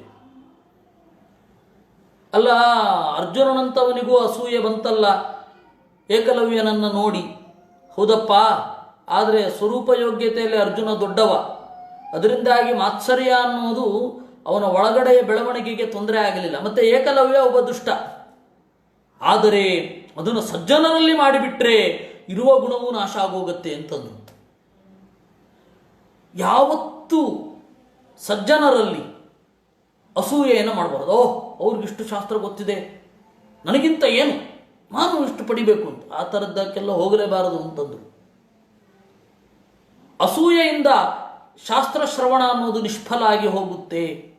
ಅವರು ಹೀಗೆ ಮಾಡಿದ್ರು ನಾವು ಹೀಗೆ ಮಾಡುವ ಇಲ್ಲ. ನಿನ್ನ ಸಾಧನೆ ನೀನು ಆರಾಮಾಗಿ ಮಾಡ್ತಾ ಹೋಗಬೇಕು. ಅವರು ಜಾಸ್ತಿ ಮಾಡಿಬಿಟ್ರು, ಅವ್ರಿಗಿಂತ ಜಾಸ್ತಿ ನಾನು ಮಾಡಬೇಕು. ಈ ಥರದ್ದೆಲ್ಲ ಬಿಟ್ಬಿಡು ಅಂತ ಹೇಳ್ತಾರೆ. ಸ್ಪರ್ಧಾಸೂಯ ಅತ್ಯಯ ಅಪ್ಯಯೈಹಿ, ಇನ್ನೊಬ್ಬರನ್ನು ಮೀರಬೇಕು ಅಂತ ಹೇಳಿ ಅವರ ಸಾಧನೆಗೆ ತೊಂದರೆ ಮಾಡೋದು, ಅಥವಾ ಇನ್ಯಾವುದೋ ಪ್ರಾಕೃತವಾದ ಉತ್ಪಾತಗಳು, ನ್ಯಾಚುರಲ್ ಡಿಸಾಸ್ಟರ್ಸ್ ಅಥವಾ ಆ್ಯಕ್ಟ್ ಆಫ್ ಗಾಡ್, ಇವುಗಳೆಲ್ಲ ಇದ್ರೂ ವಿದ್ಯೆ ನಾಶ ಆಗುತ್ತೆ. ಆದರೆ ಇದರಲ್ಲಿ ನಾಶ ಆದ ವಿದ್ಯೆ ಮತ್ತೆ ಮರುಕಳಿಸಬಹುದು. ಅಸೂಯೆಯಿಂದ ದೇಶ ನಾಶ ಆದಾಗ ಅಥವಾ ಬೇರೆ ಆದಾಗ ಮತ್ತೆ ವಿದ್ಯೆ ಬರಬಹುದು. ಆದರೆ ಸ್ಪರ್ಧೆ ಮತ್ತು ಅಸೂಯೆಯಿಂದ ಬಚಾವಾಗಬೇಕಾದ್ರೆ ಬಹಳ ಟೈಮ್ ಬೇಕು, ಬಹಳ ಪ್ರಕ್ರಿಯೆಗಳು ಬೇಕು, ಉತ್ಕಟ ಮಟ್ಟದಲ್ಲಿ ಪಶ್ಚಾತ್ತಾಪ ಆಗಬೇಕು.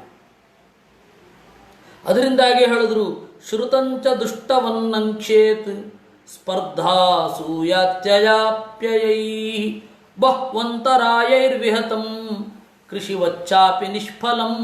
ಆ ಶಾಸ್ತ್ರ ಅನ್ನೋದು ನಿಷ್ಫಲ ಆಗೋದು ಹೇಗೆ? ಇನ್ನೇನು ಬೆಳೆ ತೆಗೀಲಿಕ್ಕೆ ಬರುವಾಗ ಯಾವುದ್ಯಾವುದೋ ಕ್ರಿಮಿಗಳು ಅಮರಿಕೊಂಡಂತೆ.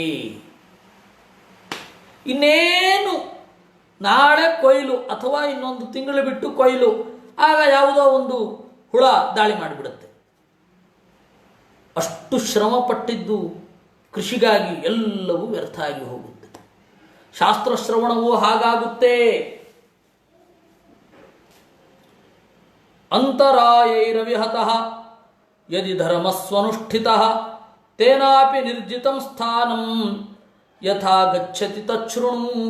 ಶಾಸ್ತ್ರದಲ್ಲಿ ಹೇಳಿದ ಅನುಷ್ಠಾನಗಳು ಯಾವುದೇ ಅಡ್ಡಿ ಬರಲಿಲ್ಲ ಅಂತ ಇಟ್ಕೊಳ್ಳಿ. ಯಾವುದೇ ಅಡ್ಡಿ ಬರದಿದ್ದಾಗಲೂ ಕೂಡ ಅವನು ಚೆನ್ನಾಗಿ ಧರ್ಮವನ್ನು ಮಾಡ್ತಾನೆ, ಸ್ಥಾನವನ್ನು ಗೆಲ್ತಾನೆ. ಆ ಸ್ಥಾನ ಅನ್ನೋದು ಸ್ವರ್ಗಾದಿಗಳಾಗ್ಬಿಟ್ರೆ ಮತ್ತೆ ಕೆಳಗಡೆ ಬೀಳೋದೆ. ಹಾಗಾಗಬಾರದು. ಇಷ್ಟ್ವೈವ ದೇವತಾ ಯಜ್ಞೈ ಸ್ವರ್ಲೋಕಂ ಯಾತಿ ಯಾಜ್ಞಿಕಃ ಭುಂಜೀತ ದೇವವತ್ತತ್ರ ಭೋಗಾನ್ ದಿವ್ಯಾನ್ ನಿಜಾರ್ಜಿತಾನ್. ದೇವತೆಗಳನ್ನು ಯಾಗದಿಂದ ಹೋಮಿಸ್ತಾನೆ, ಸ್ವರ್ಗಲೋಕಕ್ಕೆ ಹೋಗ್ತಾನೆ. ಅವನ ತಿಳುವಳಿಕೆಯಲ್ಲಿ ಏನೇ ತಪ್ಪಿರಬಹುದು, ಪ್ರಮೇಯದ ಜ್ಞಾನ ಸ್ಫುಟವಾಗಿ ಇಲ್ಲದೇ ಇರಬಹುದು, ದಕ್ಷಿಣೆಯಿಂದ ತರ್ಪಿತರಾದ ಆಚಾರ್ಯರಿಂದ ಯಜಮಾನ ಕೆಲವೊಮ್ಮೆ ಒಳ್ಳೆಯ ಲೋಕವನ್ನು ಪಡೆಯಬಹುದು ಅಂತಾರೆ. ಗೊತ್ತಿಲ್ಲ, ಒಳ್ಳೆಯ ಲೋಕ ಪಡೆಯಬಹುದು. ಅವನು ಭೋಗಗಳನ್ನು ಅನುಭವಿಸ್ತಾನೆ. ಸ್ವಪುಣ್ಯೋಪಚಿತೆ ತತ್ರ ವಿಮಾನ ಉಪಗೀಯತೆ ಗಂಧರ್ವೈರ್ವಿಹರನ್ ಮಧ್ಯೆ ದೇವೀನಾಂ ಹೃದಯವೇಚ ಧೃಕ್. ತನ್ನ ಪುಣ್ಯದಿಂದ ಈ ತರಹದ ಲೌಕಿಕ ಸುಖವನ್ನು ಪಡಿತಾನೆ. ಅದು ಲೌಕಿಕವೇ ತಾನೆ. ಲೋಕ ಅಂದರೆ ಬೆಳಕು ಬೀಳುವ ಜಾಗ ಅಂತ ಅರ್ಥ. ಲೌಕಿಕರು ಅಂತಂದರೆ ಬೆಳಕು ಬೀಳುವ ಜಾಗದಲ್ಲಿ, ಸೂರ್ಯನ ಬೆಳಕು ಬೀಳುವ ಜಾಗದಲ್ಲಿ ಇರುವವರು ಅಷ್ಟೆ. ತಥಾಚ ಅಲೋಕ ಅಂತಂದರೆ ಬೆಳಕು ಇಲ್ಲ, ಲೋಕಾಲೋಕ ಪರ್ವತಗಳು ಅಂತ ಕರೀತಾರೆ. ತಥಾಚ ಇಲ್ಲಿ ಸುಖವಾಗಿ ವಿಹಾರ ಮಾಡ್ತಾ ಹೃದಯವೇಶ ಧೃಕ್, ಒಳ್ಳೆಯ ದುಸ್ತು ಆಭರಣ ಮೊದಲಾದವುಗಳನ್ನು ಧರಿಸ್ತಾ ಇರ್ತಾನೆ. ಸ್ತ್ರೀಭಿಕ್ ಕಾಮಯಮಾನೇನ ಕಿಂಕಿಣೀ ಜಾಲಮಾಲಿನ ಕ್ರೀಡನ್ನವೇದಾತ್ಮಪಾತಂ ಸುರಾ ಕ್ರೀಡೇಚು ನಿರ್ವೃತಃ. ಬೇಕಾದಷ್ಟು ಜನ ಸ್ತ್ರೀಯರಿರ್ತಾರೆ, ಅಲ್ಲಿ ದೈಹಿಕವಾದ ಭೋಗವನ್ನೇ ಪಡಿತಾನೆ, ವಿಮಾನದಲ್ಲಿ ತಿರುಗಾಡ್ತಾ ಇರ್ತಾನೆ. ಕ್ರೀಡನ್ ನವೇದ ಆತ್ಮಪಾತಂ, ಹೀಗೆ ಆಟ ಆಡ್ತಾ ಆತ್ಮಪಾತಂ ನವೇದ, ತನ್ನ ಪತನವನ್ನೇ ಅವನು ತಿಳಿದಿರೋದಿಲ್ಲ. ತಾವತ್ ಪ್ರಮೋದತೆ ಸ್ವರ್ಗೇ ಯಾವತ್ ಪುಣ್ಯಂ ಸಮಾಪ್ಯತೆ ಕ್ಷೀಣ ಪುಣ್ಯ ಪತತ್ಯರ್ವಾಗ ನಿಚ್ಛನ್ ಕಾಲಚಾಲಿತಃ. ಸ್ವರ್ಗದಲ್ಲಿ ಪುಣ್ಯ ಇರುವ ತನಕ ಇರ್ತಾನೆ, ಆಮೇಲೆ ಕೆಳಗಡೆ ಧಪ್ ಅಂತ ಬೀಳುತ್ತಾನೆ. ಯದ್ಯ ಧರ್ಮ ರತಸ್ಸಂಗಾತ್ ಅಸತಾಂ ಅಜಿತೇಂದ್ರಿಯ ಕಾಮಾತ್ಮ ಕೃಪಣೋ ಲುಬ್ಧ ಸ್ತ್ರೈಣೋ ಭೂತವಿಹಿಂಸಕಃ. ಅಸಜ್ಜನರ ಸಂಘದಿಂದ ಇಂದ್ರಿಯವನ್ನು ಗೆಲ್ಲದೆ ಯಾವುದೋ ಒಂದು ಬಯಕೆಯನ್ನು ಮನಸ್ಸಿನಲ್ಲಿ ಇಟ್ಟುಕೊಂಡು ವೇದದಿಂದ ಹೋಮ ಮಾಡಿದ್ದರೂ ಕೂಡ, ವೇದ ವಿಹಿತವಾಗಿ ಹೋಮ ಮಾಡಿದರೂ ಕೂಡ ಅವನು ಕೆಳಗಡೆ ಬೀಳೋದೆ.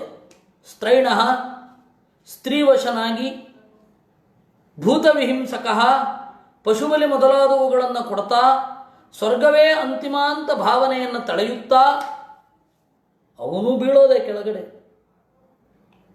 ಅದರಲ್ಲಿ ಯಾವ ವ್ಯತ್ಯಾಸವೂ ಇಲ್ಲ. ಅದರಿಂದ ವೇದ ವೈದಿಕವಾದ ಆಚರಣೆ ಮಾಡ್ತಾ ಇದ್ದಾನೆ ಎಂದ ಮಾತ್ರಕ್ಕೆ ಅವನು ಮೋಕ್ಷ ಸಿಗತ್ತೆ ಅಂತ ಅಂದ್ಕೊಳ್ಬೇಡಿ. ಸ್ವರ್ಗ ಬೇರೆ, ಮೋಕ್ಷ ಬೇರೆ. ವಸ್ತುತಃ ಸ್ವರ್ಗ ಅನ್ನೋದಕ್ಕೆ ಮೋಕ್ಷ ಅಂತ ಅರ್ಥ ಇದೆ. ಆದರೆ ಜನರೂಢಿಯಲ್ಲಿ ಸ್ವರ್ಗ ಅಂತಂದರೆ ಇಂದ್ರಲೋಕ. ಸುಖವಾಗಿ ತಿರುಗಾಡ್ತಾ ಇರ್ತಾನೆ, ಕೆಳಗಡೆ ಬೀಳ್ತಾನೆ. ಈ ಮೀಮಾಂಸಕರೇ ಮೊದಲಾದವರು, ಮೀಮಾಂಸಕರು ಅಂತ ಒಬ್ಬರು ಇದ್ದಾರೆ, ಅವರಿಗೆ ಸ್ವರ್ಗ ಫಲ ಅಷ್ಟೆ. ದೇವರು ಬೇಕಿಲ್ಲ ಅವರಿಗೆ. ದೇವರು ಒಂದು ನೆಪ ಅಂತಾರೆ. ಹೆಚ್ಚಿನ ಧರ್ಮಶಾಸ್ತ್ರಕಾರರು ಮೀಮಾಂಸಕರೇ. ಧರ್ಮಶಾಸ್ತ್ರಕಾರರು, ಮೀಮಾಂಸಕರಲ್ಲದ ಧರ್ಮಶಾಸ್ತ್ರಕಾರರು ಹೇಳಿದ್ದಕ್ಕೆ ಈ ಲೋಕದಲ್ಲಿ ಬೆಲೆ ಸಿಕ್ಕಿಲ್ಲ. ಮೀಮಾಂಸಕರು ಅಂತಂದರೆ ಸ್ವರ್ಗವೇ ಅಂತಿಮ ಫಲ ಅಂತ ಅಂದುಕೊಂಡ ವರ್ಗ. ಅದಕ್ಕೆ ಮಧ್ವಾಚಾರ್ಯರು ಹೇಳಿದ್ರು, ಕೇವಲ ಭಕ್ತಿಯಿಂದಲೂ ಇದನ್ನೆಲ್ಲವನ್ನು ಪಡೆಯಬಹುದು ಅಂತಂದರು. ಅವರ ತಂತ್ರಸಾರ ಸಂಗ್ರಹದಲ್ಲಿ ಅಕುರ್ವನಶ್ಚ ಕ್ರಿಯಾ ಭಕ್ತ್ಯ ನಿರಪೇಕ್ಷೋ ಭಜನ್ ಹರಿಂ ಸರ್ವಮೇತದವಾಪ್ನೋತಿ ಅಂತಾರೆ. ಅಕುರ್ವನಶ್ಚ ಕ್ರಿಯಾ, ಈ ತಂತ್ರದಲ್ಲಿ ಹೇಳಿದ ಕ್ರಿಯೆಗಳನ್ನು ಮಾಡದಿದ್ದರೂ, ಅಂದರೆ ಸಂಧ್ಯಾವಂದನೆ ಇತ್ಯಾದಿಗಳನ್ನು ಮಾಡ್ತಾ, ವಿಹಿತವಾದದ್ದನ್ನು ಆಚರಣೆ ಮಾಡ್ತಾ, ಶಾಸ್ತ್ರವನ್ನು ಚಿಂತನೆ ಮಾಡ್ತಾ, ಈ ಕ್ರಿಯೆಗಳನ್ನು ಮಾಡದಿದ್ದರೂ ದೇವರಲ್ಲಿ ಭಕ್ತಿ ಇತ್ತು ಅಂತಂದರೆ ಇದು ಯಾವುದು ಮಾಡದೆ ಹೋದರೂ ಸಿಗುತ್ತೆ ಅಂತಾರೆ. ಸರ್ವಮೇತದವಾಪ್ನೋತಿ. ಅಲ್ಲಿಯ ತನಕ ಯಾವ ಮೀಮಾಂಸಕರು ಈ ಮಾತನ್ನು ಹೇಳಿರಲಿಲ್ಲ. 13ನೇ ಶತಮಾನದ ತನಕ ದೇವರಲ್ಲಿ ಭಕ್ತಿ ಇರಬೇಕು. ಕೃಷ್ಣನ ಕಾಲದಲ್ಲಿ ಆಗಿದ್ದು ಬಿಡಿ, ಬುದ್ಧ ಎಲ್ಲ ಬಂದ ಮೇಲೆ ಚೇಂಜ್ ಆಗೋದ್ರು ಅವರು ಮೀಮಾಂಸಕರು. ಆ ಮೀಮಾಂಸಕರು ಬೌದ್ಧರನ್ನು ಓಡಿಸಿದರೂ ನಿರೀಶ್ವರವಾದವನ್ನೇ ಇಟ್ಕೊಂಡ್ಬಿಟ್ರು. ಬೌದ್ಧರು ಹೇಗೆ ನಿರೀಶ್ವರವಾದಿಗಳೋ ನಿರಾತ್ಮವಾದಿಗಳೋ ಹಾಗೆ ಇವರು ಒಂತರಹ ನಿರೀಶ್ವರವಾದಿಗಳು. ಅವರು ಆ ಹಿನ್ನೆಲೆಯಲ್ಲಿ ಮಾಡಿದ್ದು. ಒಂದು ಧರ್ಮಶಾಸ್ತ್ರದಲ್ಲಿದೆ, ಪುರಾಣ ಓದಬಾರದು, ನರಕಕ್ಕೆ ಬೀಳ್ತೀರಾ ಅಂತ. ಏನು ಹೇಳೋದು? ಬಹಳಷ್ಟು ಜನ ಧರ್ಮಶಾಸ್ತ್ರಕಾರರು ಹೀಗಿದ್ದಾರೆ. ಒಂದು ಶ್ಲೋಕ ಇದೆ, ನಮ್ಮ ಮೀಮಾಂಸಕರ ಅಭಿಪ್ರಾಯಗಳು ಹೇಗಿತ್ತು ಅಂತ ಇದರಿಂದ ಗೊತ್ತಾಗುತ್ತೆ. ಬಹಳ ಬರ್ಬರವಾಗಿದೆ ಆ ಶ್ಲೋಕ. ಪಾಂಡಿತ್ಯಹೀನಾ ಕವಯೋ ಭವಂತಿ ಕವಿತ್ವಹೀನಾಶ್ಚ ಪುರಾಣ ಭಟ್ಟಾ ತತ್ರಾಪಿ ಹೀನಾ ಕೃಷಿಮಾಶ್ರಯಂತಿ ಅಂತ ಉಂಟು. ಪಾಂಡಿತ್ಯ ಇಲ್ಲದೆ ಹೋದರೆ ಕವಿಗಳಾಗ್ತಾರಂತೆ, ಕವಿತ್ವವೂ ಇಲ್ಲದೆ ಹೋದರೆ ಪುರಾಣ ಭಟ್ಟರಾಗ್ತಾರೆ, ಅದರಲ್ಲಿಯೂ ಇಲ್ಲದೆ ಹೋದರೆ ಬೇರೆ ಏನೋ ಕೆಲಸ ಮಾಡ್ಕೊಂಡಿರ್ತಾರೆ ಅಂತಂದರು. ಇಷ್ಟು ಭೀಕರವಾಗಿ ಇದೆ ಧರ್ಮಶಾಸ್ತ್ರ. ಬೇಕಷ್ಟು 18 ಸ್ಮೃತಿಗಳು ನೀವು ಯಾವುದೇ ನೋಡಿ, ಯಾವುದೋ ಮನುಸ್ಮೃತಿ, ಆಮೇಲೆ ಯಾಜ್ಞವಲ್ಕ್ಯ ಸ್ಮೃತಿ ಬಿಟ್ಟರೆ ಇನ್ನು ಅನೇಕ ದೋಷಗಳು ಅನೇಕ ಸ್ಮೃತಿಗಳಲ್ಲಿದೆ. ಧರ್ಮಶಾಸ್ತ್ರಗಳಲ್ಲಿ ಅನೇಕ ಸಮಸ್ಯೆಗಳಿದೆ. ನಾವು ಅದನ್ನೆಲ್ಲವನ್ನು ಮೀರಿ ಅದರಲ್ಲಿ ಯೋಗ್ಯವಾದದ್ದನ್ನು ತಗೊಳ್ಬೇಕಾಗತ್ತೆ, ಯೋಗ್ಯವಲ್ಲದನ್ನು ಬಿಡಬೇಕಾಗತ್ತೆ. ಅನಿವಾರ್ಯ. ಈ ಥರದ ಅಂಶಗಳನ್ನೆಲ್ಲ ಬಿಡಬೇಕಾಗತ್ತೆ. ಆದ್ದರಿಂದಾಗಿ ಹೇಳಿದ್ದು, ಒಬ್ಬ ವೈದಿಕವಾದ ಕ್ರಿಯೆಗಳನ್ನು ಮಾಡ್ತಾ ಇದ್ದಾನೆ ಅಂತಂದ ಮಾತ್ರಕ್ಕೆ ಅವನು ಮೋಕ್ಷವನ್ನು ಹೊಂದುತ್ತಾನೆ ಅಂತ ಅರ್ಥ ಅಲ್ಲ, ಸ್ವರ್ಗವನ್ನು ಹೊಂದಿ ಕೆಳಗಡೆಯೂ ಬರಬಹುದು ಅಂತ. ಪಶೂನ್ ಅವಿಧಿನಾ ಲಭ್ಯ ಪ್ರೇತಭೂತ ಗಣಾನ್ಯಜನ್ ನರಕಾನವಚೋ ಜಂತು ಗತ್ವಾ ಯಾತ್ಯುದ್ಬಣಂ ತಮಃ. ಅವಿಧಿನ, ವೇದಕ್ಕೆ ವಿರುದ್ಧವಾದ ರೀತಿಯಲ್ಲಿ ಪಶೂನ್ ಆಲಭ್ಯ, ಪಶುಗಳನ್ನು ಬಲಿಕೊಟ್ಟು ಪ್ರೇತಭೂತ ಗಣಾನ್ ಯಜನ್, ಅನೇಕ ತರಹದ ದೇವತೆಗಳನ್ನು, ಬೇರೆ ಬೇರೆ ತರಹದ ಭೂತಗಣಗಳನ್ನು ಪೂಜಿಸುತ್ತಾ ಸತ್ತ ಮೇಲೆ ಸ್ವಲ್ಪ ಸುಖವನ್ನು ಹೊಂದಿ ನರಕಕ್ಕೆ ಹೋಗ್ತಾನೆ. ಆಮೇಲೆ ಈ ದುರ್ಯೋಧನ ಸ್ವರ್ಗದಲ್ಲಿ ಇರೋದನ್ನು ನೋಡಿ ಧರ್ಮರಾಜನಿಗೆ ಶಾಕ್ ಆಗತ್ತೆ. ಅದೇ ರೀತಿ ಶಾಕ್ ಮಹಾಭಾರತವನ್ನು ಓದಿದ ಎಲ್ಲರಿಗೂ ಆಗಿದೆ. ಮಧ್ವಾಚಾರ್ಯರು ಹೇಳಿದರು, ಇಲ್ಲಪ್ಪ, ಯಾವುದು ಜಾಸ್ತಿ ಇರುತ್ತೋ ಅದರ ಫಲವನ್ನು ನಂತರ ಕೊಡ್ತಾರೆ, ಯಾವುದು ಕಡಿಮೆ ಇರುತ್ತೋ ಅದರ ಫಲವನ್ನು ಮೊದಲು ಕೊಡ್ತಾರೆ ಅಂತ. ಧರ್ಮರಾಜನಿಗೆ ನರಕ ದರ್ಶನ ಮಾತ್ರ ಆಗಿದ್ದು ನರಕ ಆಗಿಲ್ಲ.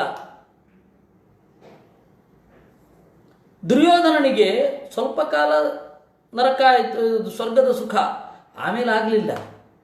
ಆದರೆ ಇದನ್ನ ಮಹಾಭಾರತದಿಂದಲೇ ತೆಗೆದು ಓದಲಿಕ್ಕೆ ಬರದವರು ಬಹಳ ಜನಕ್ಕೆ ಕನ್ಫ್ಯೂಸ್ ಆಗಿದೆ. ಏನಿದು ವೇದವ್ಯಾಸರು ಈ ರೀತಿ ಹೇಳ್ತಾರಲ್ಲ ಅಂತ. ಹಾಗಲ್ಲ ಅದು. ಇರಲಿ, ಅವಶಃ ನರಕಾನ್ ಗತ್ವ ಅಲ್ಲಿ ದುಃಖವನ್ನು ಹೊಂದುತ್ತಾನೆ. ಕರ್ಮಾಣಿ ದುಃಖೋದರ್ಕಾಣಿ ಕುರುವಂದೇಹೇನ ತೈ ಪುನಃ ದೇಹಮಾಭಜತೆ ತತ್ರ ಕಿಂ ಸುಖಂ ಮರ್ತ್ಯಧರ್ಮಿಣಃ.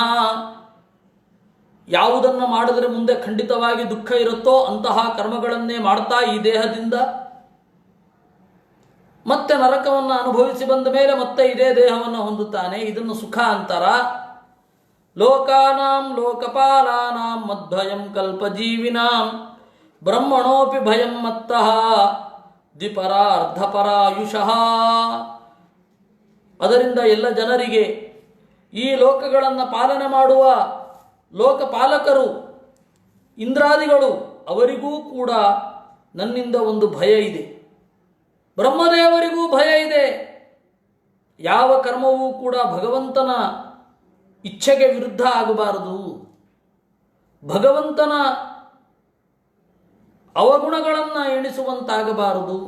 ಭಗವಂತನ ಗುಣದ ಚಿಂತನೆಯಲ್ಲೇ ಪರ್ಯವತಾನ ಆಗಬೇಕು ಅಂತನ್ನುವ ಕಾಳಜಿ. ಇಲ್ಲಿ ಭಯ ಅಂದರೆ ಹೆದರಿ ಗಡಗಡ ನಡಗೋದು ಅಂತಲ್ಲ, ಕಾಳಜಿ. ಭೀಷಾಸ್ಮಾದ್ವಾ ತಪ್ಪವತೆ ಭೀಷೋ, ಅಲ್ಲೂ ಕೂಡ ಅಷ್ಟೇ. ದೇವರು ನಮಗೆ ಒಪ್ಪಿಸಿದ ಕರ್ಮ, ಇದನ್ನು ಮಾಡಲೇಬೇಕು ಅಂತನ್ನುವ ಉತ್ಕಟ ನಿಷ್ಠೆ, ಅದನ್ನು ಮಾಡಬೇಕು. ಅವಾಗೇನಾಗತ್ತೆ, ಒಳ್ಳೆಯದಾಗತ್ತೆ. ಮದ್ಭಯಂ, ಇದಲ್ಲದೆ ನನ್ನಲ್ಲಿ ಭಯ ಅಂತನ್ನೋದು ಎಲ್ಲರಿಗೂ ಇರುತ್ತೆ. ಬ್ರಹ್ಮಣೋಪಿ ಭಯಂ ಮತ್ತಃ, ಬ್ರಹ್ಮದೇವರಿಗೂ ಭಯ. ಎಂಥವರು? ದ್ವಿಪರಾರ್ಧಪರಾಯುಚಃ, 3,000 ಕೋಟಿ ವರ್ಷಗಳು ಯಾರ ಬಾಳ್ವೆ ಇದೆಯೋ ಅವರಿಗೂ ಕೂಡ ಭಯ ಇದೆ. ಗುಣ ಸೃಜಂತಿ ಕರ್ಮಾಣಿ ಕಾಲೋನು ಸೃಜತೆ ಗುಣಾನ್ ಜೀವಸ್ತು ಗುಣ ಸಂಯುಕ್ತೋ ಭುಂಕ್ತೆ ಕರ್ಮಫಲಾನ್ಯಸೌ.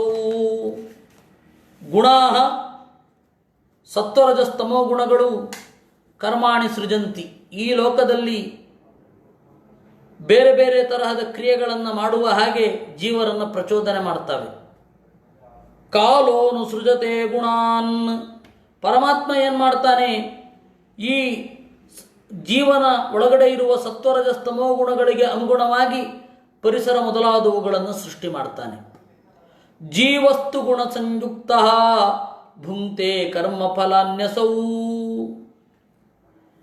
ಸತ್ವರಜಸ್ತಮೋ ಗುಣಗಳಿಂದ ಕೂಡಿರುವ ಜೀವ ಕರ್ಮಫಲಾನಿ ಭುಂಕ್ತೆ, ಈ ಕರ್ಮದ ಫಲಗಳನ್ನು ಅನುಭವಿಸುತ್ತಾನೆ.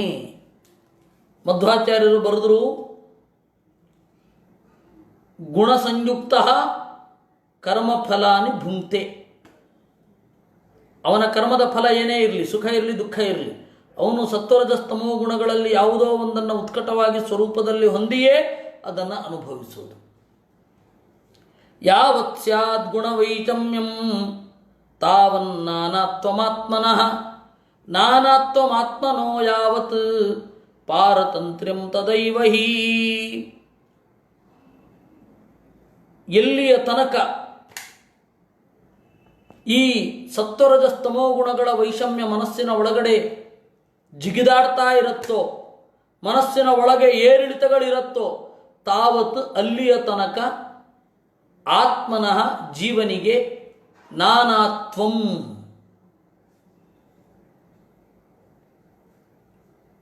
ದೇವರ ಬಗೆಗೆ ಭ್ರಮೆಗಳು ಇರುತ್ತೆ. ಎಲ್ಲಿಯ ತನಕ ದೇವರ ಬಗೆಗೆ ಭ್ರಮೆ ಇರುತ್ತೆ ಅಲ್ಲಿಯ ತನಕ ಪಾರತಂತ್ರ್ಯಂ, ನಮಗಿಂತ ಕೆಳಗಿನವರಿಗೆ ನಾವು ಆಳಾಗಿ ದುಃಖವನ್ನು ಅನುಭವಿಸುತ್ತೇವೆ. ಯಾವದಸ್ಯ ಸ್ವತಂತ್ರತ್ವಂ ತಾವದೀಶ್ವರತೋ ಭಯಂ ಯ ಏತತ್ ಸಮುಪಾಸೀರನ್ ತೇ ಮುಹ್ಯಂತಿ ಶುಚಾರ್ಪಿತಾಃ. ಎಲ್ಲಿಯ ತನಕ ದೇವರ ನೇರವಾದ ಆಳ್ವಿಕೆಗೆ ಒಳಪಡುವುದಿಲ್ಲವೋ ಅಲ್ಲಿಯ ತನಕ ಇವನಿಗೆ ಭಯ ಅನ್ನೋದಿರುತ್ತೆ. ಯಾರು ದೇವರಲ್ಲದೆ ಕಲಿ ಮೊದಲಾದ ದೈತ್ಯರ ಆಳುವಿಕೆಗೂ ಒಳಗಾಗುತ್ತಾರೋ ಅಲ್ಲಿಯ ತನಕ ದುಃಖವನ್ನು ಕಳೆದುಕೊಳ್ಳಲಿಕ್ಕೆ ಆಗುವುದಿಲ್ಲ. ಕಾಲ ಆತ್ಮಾಗಮೋ ಲೋಕಃ ಸ್ವಭಾವೋ ಧರ್ಮ ಏವ ಚ ಇತಿ ಮಾಂ ಬಹುಧಾ ಪ್ರಾಹುಃ ಗುಣಂ ವ್ಯತಿಕರೇ ಸತಿ. ಈ ಕಾಲ, ಈ ಆತ್ಮ, ಈ ಆಗಮ, ಈ ಲೋಕ ಇದೆಲ್ಲ ನನ್ನದೇ ಹೆಸರು, ಸೃಷ್ಟಿಗಿಂತ ಮೊದಲು. ಅದರಿಂದಾಗಿ ಕೃಷ್ಣ ಏನು ಹೇಳಲಿಕ್ಕೆ ಹೊರಟಿದ್ದಾನೆ ಅಂತಂದರೆ, ನನ್ನ ಬಗೆಗೆ ತಪ್ಪು ತಿಳಿದುಕೊಂಡ್ರೆ, ಅಂದರೆ ಪರಮೇಶ್ವರನ ಬಗೆಗೆ ತಪ್ಪು ತಿಳಿದುಕೊಂಡ್ರೆ ಪರಾಧೀನತ್ವ ಇದೆ. ಪರಾಧೀನ ಅಂದ್ರೇನು? ಮೊನ್ನೆ ನೋಡಿದ ಹಾಗೆ ನಮಗಿಂತ ಯೋಗ್ಯತೆಯಲ್ಲಿ ಕೆಳಗಿನವರ ಒಡೆತನ ಅನ್ನೋದು ದುಃಖ. ನಮಗೆ ಈ ಲೋಕದಲ್ಲಿ ದುಃಖ ಆಗೋದು ಏಕೆ ಅಂತಂದರೆ ಇದೇ ಕಾರಣದಿಂದ. ನಮಗಿಂತ ಕೆಳಗಿನವರು ನಮ್ಮನ್ನು ರೂಲ್ ಮಾಡ್ತಾರೆ, ಅದೇ ದುಃಖ. ನಮಗಿಂತ ಮೇಲಿನವರು ನಮ್ಮನ್ನು ರೂಲ್ ಮಾಡಿದ್ರೆ ನಮಗಿಂತ ಅವರು ಉದಾರರು, ನಮಗಿಂತ ಉತ್ಕೃಷ್ಟರು, ಅವರು ಸರಿಯಾಗೇ ರೂಲ್ ಮಾಡಿರ್ತಾರೆ, ನಮ್ಮ ಸುಖವೇ ಆಗತ್ತೆ. ಅದರಿಂದ ಈ ಹಿನ್ನೆಲೆಯಲ್ಲಿ ನಾವು ಜಗತ್ತಿನ ನಡಾವಳಿಯನ್ನು ನೋಡಬೇಕಾಗತ್ತೆ. ಆದ್ದರಿಂದಾಗಿ ಹೇಳಿದ್ದು, ಇದು ಎಲ್ಲವನ್ನೂ ಅಂತಿಮವಾಗಿ ನಿಯಂತ್ರಣ ಮಾಡುವವ ನಾನು. ನನ್ನನ್ನು ಕಾಲ ಆತ್ಮಾಗಮೋ ಲೋಕಃ ಸ್ವಭಾವೋ ಧರ್ಮ ಏವ ಚ ಬೇರೆ ಬೇರೆ ರೀತಿಯಿಂದ ಶಾಸ್ತ್ರಗಳೆಲ್ಲ ಹೇಳುತ್ತವೆ. ಯಾವಾಗ? ಗುಣವ್ಯತಿಕರೇ ಅಸತಿ, ಸೃಷ್ಟಿ ಇರದಾಗ, ಅಂದರೆ ಪ್ರಳಯ ಕಾಲದಲ್ಲಿ. ಗುಣವ್ಯತಿಕರ ಅಂತಂದರೆ ಸತ್ವರಜಸ್ತಮೋ ಗುಣಗಳ ಮಿಶ್ರಣ. ವ್ಯತಿಕರ ಅಂದರೆ ಮಿಶ್ರಣ ಅಂತ. ಗುಣವ್ಯತಿಕರ ಅಂತಂದರೆ ಸತ್ವರಜಸ್ತಮೋ ಗುಣಗಳು ಅದರ ಮಿಶ್ರಣ ಇಲ್ಲದೆ ಇರೋದು, ಅಂದರೆ ಸೃಷ್ಟಿ. ಸೃಷ್ಟಿಕಾಲದಲ್ಲಿ ಸತ್ವಗುಣ, ರಜೋಗುಣ, ತಮೋಗುಣ ಸಮಾನವಾಗಿ ಇರುತ್ತೆ. ಅವುಗಳನ್ನು ಕಲಿಸ್ತಾನೆ ಸೃಷ್ಟಿಯಾಗತ್ತೆ. ಸತ್ವಗುಣ, ರಜೋಗುಣ ಸೃಷ್ಟಿಯಾಗಬೇಕಾದ್ರೆ ನೀವೆಲ್ಲರೂ ಅಷ್ಟೆ, ಬಿಡಿಬಿಡಿಯಾಗಿದ್ದರೆ ಅದು ಸೃಷ್ಟಿಯಾಗಿಲ್ಲ ಅಂತ ಅರ್ಥ. ಅದಕ್ಕೊಂದು ಉದಾಹರಣೆ ಕೊಡೋದಾದರೆ, ನೀರುಂಟು, ಅಕ್ಕಿ ಉಂಟು, ಬೆಂಕಿ ಉಂಟು, ಬಿಡಿಬಿಡಿಯಾಗುಂಟು. ಅನ್ನ ಆಗ್ತದಾ? ಇಲ್ಲ. ನೀರೊಳಗಡೆ ಅಕ್ಕಿಯನ್ನು ಹಾಕಿ ಪಾತ್ರೆಯ ಕೆಳಗಡೆ ಬೆಂಕಿಯನ್ನು ಕೊಟ್ಟೆವು. ಆಗ ನೀರು ಕೆಳಗಡೆ ಬರುತ್ತೆ, ಅನ್ನ ಮೇಲ್ಗಡೆ ಹೋಗುತ್ತೆ. ಅಂದರೆ ಎಲ್ಲಿ ಹೋಯಿತು? ಆ ನೀರು ಅಕ್ಕಿಯ ಒಳಗಡೆ ಹೋಗಿ ಅದನ್ನು ಮೆತ್ತಗೆ ಮಾಡಿತ್ತು. ಸೃಷ್ಟಿ ಅಂದರೆ ಹೀಗೆ. ಸತ್ವಗುಣ ಪ್ರತ್ಯೇಕ ಉಂಟು, ರಜೋಗುಣ ಪ್ರತ್ಯೇಕ ಉಂಟು, ತಮೋಗುಣ ಪ್ರತ್ಯೇಕ ಉಂಟು. ಸೃಷ್ಟಿಯಾಗಲಿಲ್ಲ, ಇದನ್ನು ಮಿಕ್ಸ್ ಮಾಡಿದ್ದು ಸೃಷ್ಟಿಯಾಯಿತು. ಅದರಿಂದಾಗಿ ಸಾಮ್ಯಂ ಪ್ರಳಯಮೇವಾಹುಹು ಅಂತಂದರು. ಗುಣಸಾಮ್ಯ ಅಂತನ್ನೋದು ಪ್ರಳಯ. ವೈಷಮ್ಯಂ ಸೃಷ್ಟಿರುಚ್ಯತೆ ಅಂತಂದರು. ಈ ಗುಣಗಳ ವೈಷಮ್ಯ ಏನಿದೆ ಅದೇ ಸೃಷ್ಟಿ. ಒಂದೇ ರೀತಿಯಾಗಿದ್ದರೆ ಅದು ಸೃಷ್ಟಿ ಅಲ್ವೇ ಅಲ್ಲ. ಸೃಷ್ಟಿ ಆಗಬೇಕು ಅಂತಂದರೆ ಒಂದಕ್ಕೊಂದು ಮಿಕ್ಸ್ ಆಗಲೇಬೇಕು, ಒಂದು ಜಾಸ್ತಿ ಆಗಬೇಕು, ಒಂದು ಕಡಿಮೆ ಆಗಬೇಕು. ಆಮೇಲೆ ಅದು ಕೂಡ ಅದರ ಪರಿಮಾಣದಲ್ಲಿ ವ್ಯತ್ಯಾಸ ಬರ್ತಾ ಹೋಗಬೇಕು. ಏರಿಳಿತಗಳು ಇರಬೇಕು. ಅಪ್ಸ್ ಆ್ಯಂಡ್ ಡೌನ್ಸ್ ಇದ್ದರೆ ಕರೆಕ್ಟ್, ಇಲ್ಲ ಅಂದರೆ ಅದು ಸೃಷ್ಟಿ ಆಗೋಲ್ಲ. ಹೀಗೆ ಸೃಷ್ಟಿಯೇ ಅಸಮತೆಯನ್ನು ತನ್ನ ಸ್ವಭಾವದಲ್ಲಿ ಹೊಂದಿದೆ. ಆದರೆ ಸಮಾಜವಾದಿಗಳು, ಸೋಷಿಯಲಿಸ್ಟ್ಸ್ ಅಂತ ಏನು ಹೇಳ್ತಾರೆ, ಇವರು ತಪ್ಪೇ ಮಾಡಿಲ್ಲ, ಈ ಮಗುವಿಗೆ ಯಾಕೆ ಈ ಶಿಕ್ಷೆ ಆಯಿತು, ಅದರಿಂದಾಗಿ ಒಬ್ಬ ದೇವರಿಲ್ಲ, ಎಲ್ಲರೂ ಸಮಾನರು, ಬೊಗಳೆ, ಎಲ್ಲರೂ ಸಮಾನರು ಅಂತ ಹೇಳೋನು ನಿನ್ನ ಮೇಲ್ಗಡೆ ಇರ್ತಾನೆ, ಎಲ್ಲರೂ ಸಮಾನರು ಅಂತ ಕೇಳುವವರು ಕೆಳಗಡೆ ಕೈ ಮುಗಿದು ಅವನ ಮಾತನ್ನು ಕೇಳ್ತಾ ಇರ್ತಾರೆ. ಸೃಷ್ಟಿ ಸಹಜವಾಗಿ, ಸ್ವಾಭಾವಿಕವಾಗಿ ಅದು ವಿಷಮತೆಯಿಂದ ಕೂಡಿದೆ, ವೈಷಮ್ಯದಿಂದ ಕೂಡಿದೆ. ಈ ಹಿನ್ನೆಲೆಯಲ್ಲಿ ಹೇಳ್ತಾರೆ, ನೋಡು, ಸೃಷ್ಟಿ ಅಂತನ್ನೋದು ಇಲ್ಲದಾಗ, ಅಂದರೆ ಪ್ರಳಯ ಮುಗಿದಿರುತ್ತೆ, ಸೃಷ್ಟಿ ಆಗಬೇಕಿರುತ್ತೆ. ಆವಾಗ ಎಲ್ಲ ವೇದಗಳು ನನ್ನನ್ನು ಹೇಳುತ್ತವೆ. ನನಗೆ ಯಾವ್ಯಾವ ಹೆಸರುಗಳಲ್ಲಿ ಕರೆಯುತ್ತೆ? ಕಾಲ ಅಂತ ನನ್ನ ಹೆಸರು, ಆತ್ಮ ಅಂತ ನನ್ನ ಹೆಸರು, ಆಗಮ ಅಂತ ನನ್ನ ಹೆಸರು, ಲೋಕ ಅಂತ ನನ್ನ ಹೆಸರು, ಸ್ವಭಾವ ಅಂತ ನನ್ನ ಹೆಸರು, ಕರ್ಮ ಅಂತ ನನ್ನ ಹೆಸರು. ಇದೆಲ್ಲ ನನ್ನ ಹೆಸರೇ. ಆಮೇಲೆ ಇದನ್ನು ಬೇರೆ ಅರ್ಥಕ್ಕೆ, ಬೇರೆ ಮೀನಿಂಗಿಗೆ ಡ್ರ್ಯಾಗ್ ಮಾಡಿದ್ದಾರೆ. ನಿಮ್ಮ ಭಾಷೆಯಲ್ಲಿ ಹೇಳೋದಾದರೆ ಈ ಶಬ್ದಗಳು ಬೇರೆ ವಸ್ತುವನ್ನೂ ಹೇಳುತ್ತವೆ. ಸಮಾಕರ್ಷಣ ಅಂತ ಕರೀತಾರೆ, ಡ್ರ್ಯಾಗಿಂಗ್ ಆಫ್ ಮೀನಿಂಗ್. ಆ ತರಹ ಸೆಳೆದಾಗ ಅರ್ಥ ಆಗತ್ತೆ. ಸರಿ, ದೇವರಿಗೆ ಕಾಲ ಅಂತ ಯಾಕೆ ಹೆಸರು? ಸರ್ವಗುಣೋದ್ರೇಕಾತ್ ಅಂದರು. ಎಲ್ಲ ಗುಣಗಳ ಉದ್ರೇಕ, ಎಲ್ಲ ಗುಣಗಳು ಉತ್ಕಟವಾಗಿ ಇರೋದರಿಂದ ಅವನನ್ನು ಕಾಲಹ ಅಂತ ಕರೀತಾರೆ. ಆತ್ಮತ್ವಾತ್ ಆತ್ಮನಾಮಕಃ, ಆಪ್ತತ್ವಾತ್ ಎಲ್ಲವನ್ನೂ ಅವನು ಹೊಂದಿರುತ್ತಾನೆ, ಎಲ್ಲ ದೇಶಗಳನ್ನು, ಎಲ್ಲ ಕಾಲವನ್ನು, ಎಲ್ಲ ಜೀವರನ್ನು. ಅದರಿಂದಾಗಿ ದೇವರನ್ನು ಆತ್ಮ ಅಂತ ಕರೀತಾರೆ. ಆಗಮೋವಗತೇರಸ್ಯ, ದೇವರು ಜ್ಞಾನ ರೂಪ, ಆದ್ದರಿಂದಾಗಿ ಆಗಮ. ಲೋಕೋ ಜ್ಞಾನ ಸ್ವರೂಪತಃ, ಜ್ಞಾನದ ಬೆಳಕೆ ದೇವರು, ಆದ್ದರಿಂದಾಗಿ ಅವನನ್ನು ಲೋಕ ಅಂತ ಕರೀತಾರೆ. ಸ್ವವಶತ್ವಾತ್ ಸ್ವಭಾವೋಯಂ, ದೇವರು ಅವನು ಸೆಲ್ಫ್ ಡಿಪೆಂಡೆಂಟ್, ಅವನ ವಶದಲ್ಲಿ ಅವನಿದ್ದಾನೆ, ಆದ್ದರಿಂದಾಗಿ ಅವನ ಸ್ವಭಾವ. ಧಾರಣ ಧರ್ಮ ಇತ್ಯಪಿ, ಧಾರಣಾತ್ ಎಲ್ಲವನ್ನ ಹೊತ್ತಿರುವುದರಿಂದ ಅವನು ಧರ್ಮ. ಉಪಾಸತೆ ತದಾ ಮುಕ್ತಾಃ ಪರಾನಂದೈಕ ಭೋಗಿನಃ, ದೇವರು ಹೀಗೆ ಈ ಗುಣಗಳಿಂದ ತುಂಬಿದ್ದಾನೆ ಅಂತ ಎಲ್ಲರೂ ಉಪಾಸನೆ ಮಾಡ್ತಾರೆ. ಆಮೇಲೆ ಸೃಷ್ಟಿ ಆದ ಮೇಲೆ ಈ ಲೋಕದಲ್ಲಿ ವ್ಯವಹಾರಕ್ಕೆ ಅಂತ ಹೇಳಿ ಕೆಲವೊಂದು ನಾಮಗಳನ್ನು ದೇವರಿಂದ ಆಚೆ ತೆಗೆದು ಒಂದು ವಸ್ತುವಿಗೆ ಲೇಬಲ್ ಮಾಡಿ ನಮಗೆ ಕೊಡ್ತಾರೆ, ನಾವು ಅದನ್ನು ಬಳಸ್ತಾ ಇದ್ದೇವೆ. ಇದಕ್ಕೆ ಕಾರಣ ಉಂಟು. ಪ್ರತಿಯೊಂದು ಶಬ್ದವೂ ಕೂಡ ತಾನು ಹೇಳುವ ಗುಣ ಯಾರಲ್ಲಿದೆಯೋ ಅವನನ್ನು ಹೇಳುತ್ತೆ. ಯಾರಿಗೆ ಎಷ್ಟು ಗುಣವೋ ಅಷ್ಟು ಶಬ್ದಗಳು ಅವನ ಪಾಲಿಗೆ ಇರ್ತವೆ. ಒಬ್ಬ ಕವಿಯೂ ಹೌದು, ಲೇಖಕನೂ ಹೌದು, ಉತ್ತಮ ವಾಗ್ಮಿಯೂ ಹೌದು, ಒಳ್ಳೆಯ ಚಿತ್ರವನ್ನು ಬಿಡಿಸ್ತಾನೆ, ಎಲ್ಲ ಗುಣಗಳು ಇದೆ.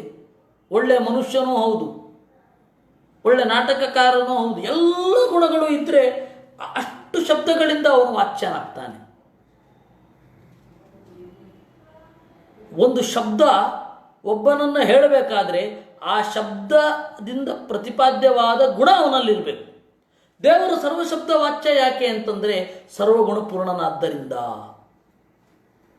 ಸರ್ವಗುಣಪೂರ್ಣ ಯಾರೋ ಅವನು ಸರ್ವಶಬ್ದ ವಾಚ್ಯ. ಈ ಶಬ್ದ ಅನ್ನೋದು ಗುಣವನ್ನು ಹೇಳೋಲ್ಲ ಅಂತಂದು ಬಿಟ್ಟರೆ ಗುಣ ಕೇವಲ ಸಂಕೇತನಾಮ ಆಗಿಬಿಡುತ್ತೆ. ಪ್ರಳಯ ಕಾಲದಲ್ಲಿ ಆ ಶಬ್ದ ಹೆಂಗಿರುತ್ತೆ? ವಸ್ತು ಇಲ್ಲದಿದ್ದರೆ ಅಲ್ವಾ? ಈ ಗಹನವಾದ ಪ್ರಮೇಯ ಯಾರ ಅರಿವಿಗೂ ಬರಲಿಲ್ಲ. ಅದರಿಂದಾಗಿ ಅವರೇನಂದರು, ವಿಶೇಷತಃ ವಿಜ್ಞಾನಿಗಳು, ಭಾಷೆ ಯಾವತ್ತೋ ಒಮ್ಮೆ ಹುಟ್ಟಿತು, ಅದ್ರ ಬಗ್ಗೆ ಯಾವನ್ ತಲೆ ಕೆಡಿಸ್ಕೋತಾನೆ ಅಂದರು.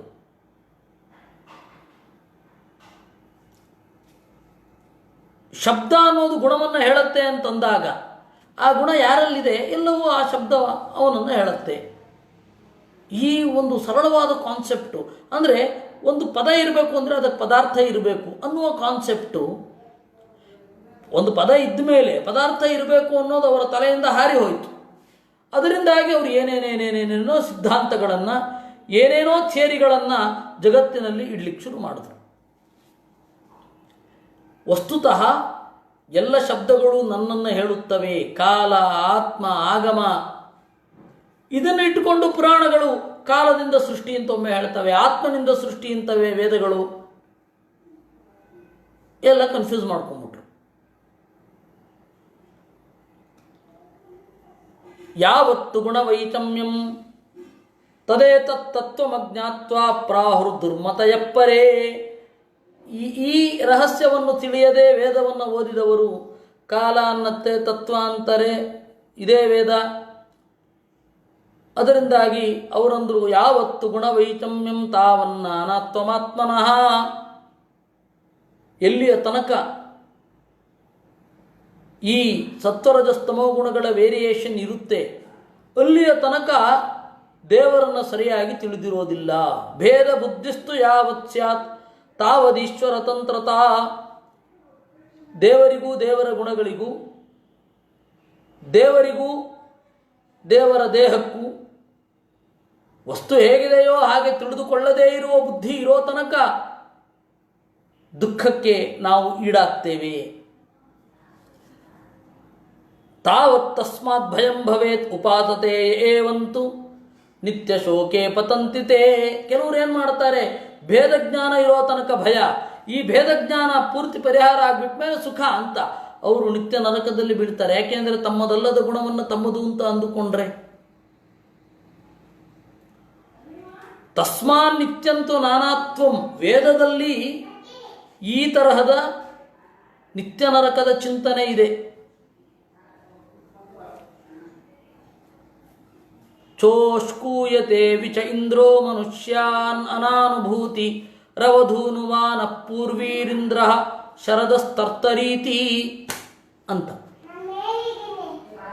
ಅದನ್ನು ಕೃಷ್ಣ ಏವಕಾರ ಹಾಕಿ ಹೇಳಿದ್ದಾನೆ. ಆಸುರೀಶ್ವೇವ ಯೋನಿಷು ಕ್ಷಿಪಾಮಿ. ನಿತ್ಯ ನರಕವನ್ನು ಹೆಚ್ಚು ಕಡಿಮೆ ಎಲ್ಲರೂ ಒಪ್ಪಿದ್ದಾರೆ. ಆದರೆ ಇನ್ನೊಂದು ಸ್ಟೆಪ್ಪು, ನಿತ್ಯ ನರಕವನ್ನು ಹೊಂದಲಿಕ್ಕೆ ಅಜ್ಞಾನ ಕಾರಣ ಅಂತ ಹೇಳಲಿಲ್ಲ. ದೇವರ ಜೊತೆ ಕಾಂಟ್ರಾಕ್ಟ್ ಮಾಡ್ಕೊಂಡ್ಬಿಟ್ರೆ ಮುಗೀತು ಅಂದರು ಶಾಂತಿ ಪ್ರಿಯರು. ಹಾಗಲ್ಲ, ದೇವರಿಗೆ ನೀವು ಕನ್ಫೆಸ್ ಮಾಡ್ಕೊಂಬಿಡಿ ಮುಗೀತು ಅಂದರು. ಯಾವುದೂ ಅಲ್ಲ. ಇನ್ನೊಂದು ಹಂತದಲ್ಲಿ ಹೇಳಬೇಕು ಅಂತಂದರೆ, ಯಾರು ಯಾವುದನ್ನು ಅತ್ಯಂತ ಡೇಂಜರಸ್ ಅಂತ ಹೇಳಿದ್ದಾರೋ ಅದರಲ್ಲೇ ಇರ್ತಾರೆ. ನೋಡಿ, ನಾವು ಜ್ಞಾನದಿಂದ ಸುಖ ಅಂತ ಜ್ಞಾನ ಹೊಂದೋದಕ್ಕಿಲ್ವೇ ಇಲ್ಲ. ಜ್ಞಾನಕ್ಕೆ ಪ್ರಾಮುಖ್ಯವೇ ಇಲ್ಲ ನಮ್ಮಲ್ಲಿ. ಆಚಾರ ಯಾರಿಗಿದೆ ಅವ್ರಿಗೆ ಪ್ರಾಮುಖ್ಯ ಅಂತೇವೆ ನಾವು ನಮ್ಮ ಮತಾಚಾರ್ಯರು ಹೇಳಿದ್ದೇನು ಜ್ಞಾನ ಮುಖ್ಯ ಅಂತ. ಹಾಗೆ ಪಾಪ ಮುಖ್ಯ, ಹಿಂಸೆ ಅನ್ನೋದು ವಿಪರೀತ ತೊಂದರೆ ಅಂತಂದರು ಬೌದ್ಧರು. ಆದರೆ ಹಿಂಸೆಯಲ್ಲೇ ತೊಡಗಿದ್ರು. ಯಾರು ಯಾವ ಮತವನ್ನು ಹೇಳಿರ್ತಾರೆ ಯಾವುದು ಒಳ್ಳೆಯದು ಅಂತ ಅದರಲ್ಲೇ ಅವರು ತೊಡಗಿರ್ತಾರೆ. ನೀವು ನೋಡಿ, ಬೇಕಂದ್ರೆ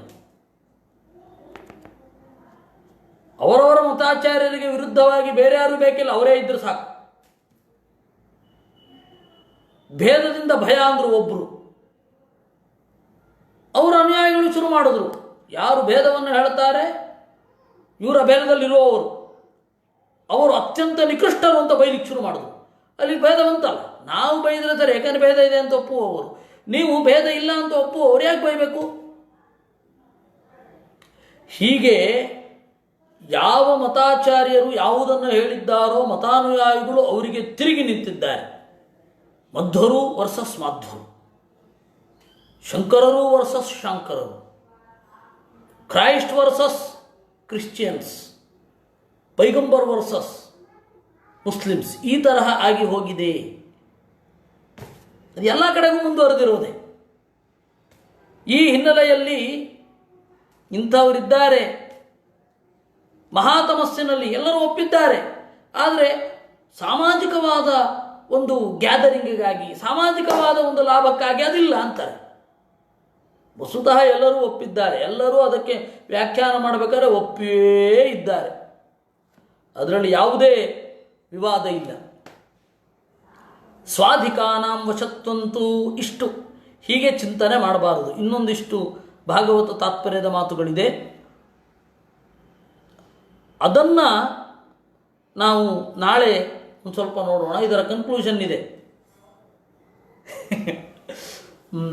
ಪ್ರಭಾಕರ್ ರಾಯರದು ಖಾರವಾದ ಕಾಮೆಂಟ್ ಇರಲಿ. ಇದರೊಂದಿಗೆ ನಮ್ಮ ಚಿಂತನೆಯನ್ನು ದೇವರಲ್ಲಿ ಸಮರ್ಪಣೆ ಮಾಡೋಣ. ಅನೇನ ಭಾವಿ ಯತ್ ಪುಣ್ಯಂ ತದಾಪ್ನೋತು ಪಿತಾಮಮ. ಕೃಷ್ಣಾರ್ಪಣ.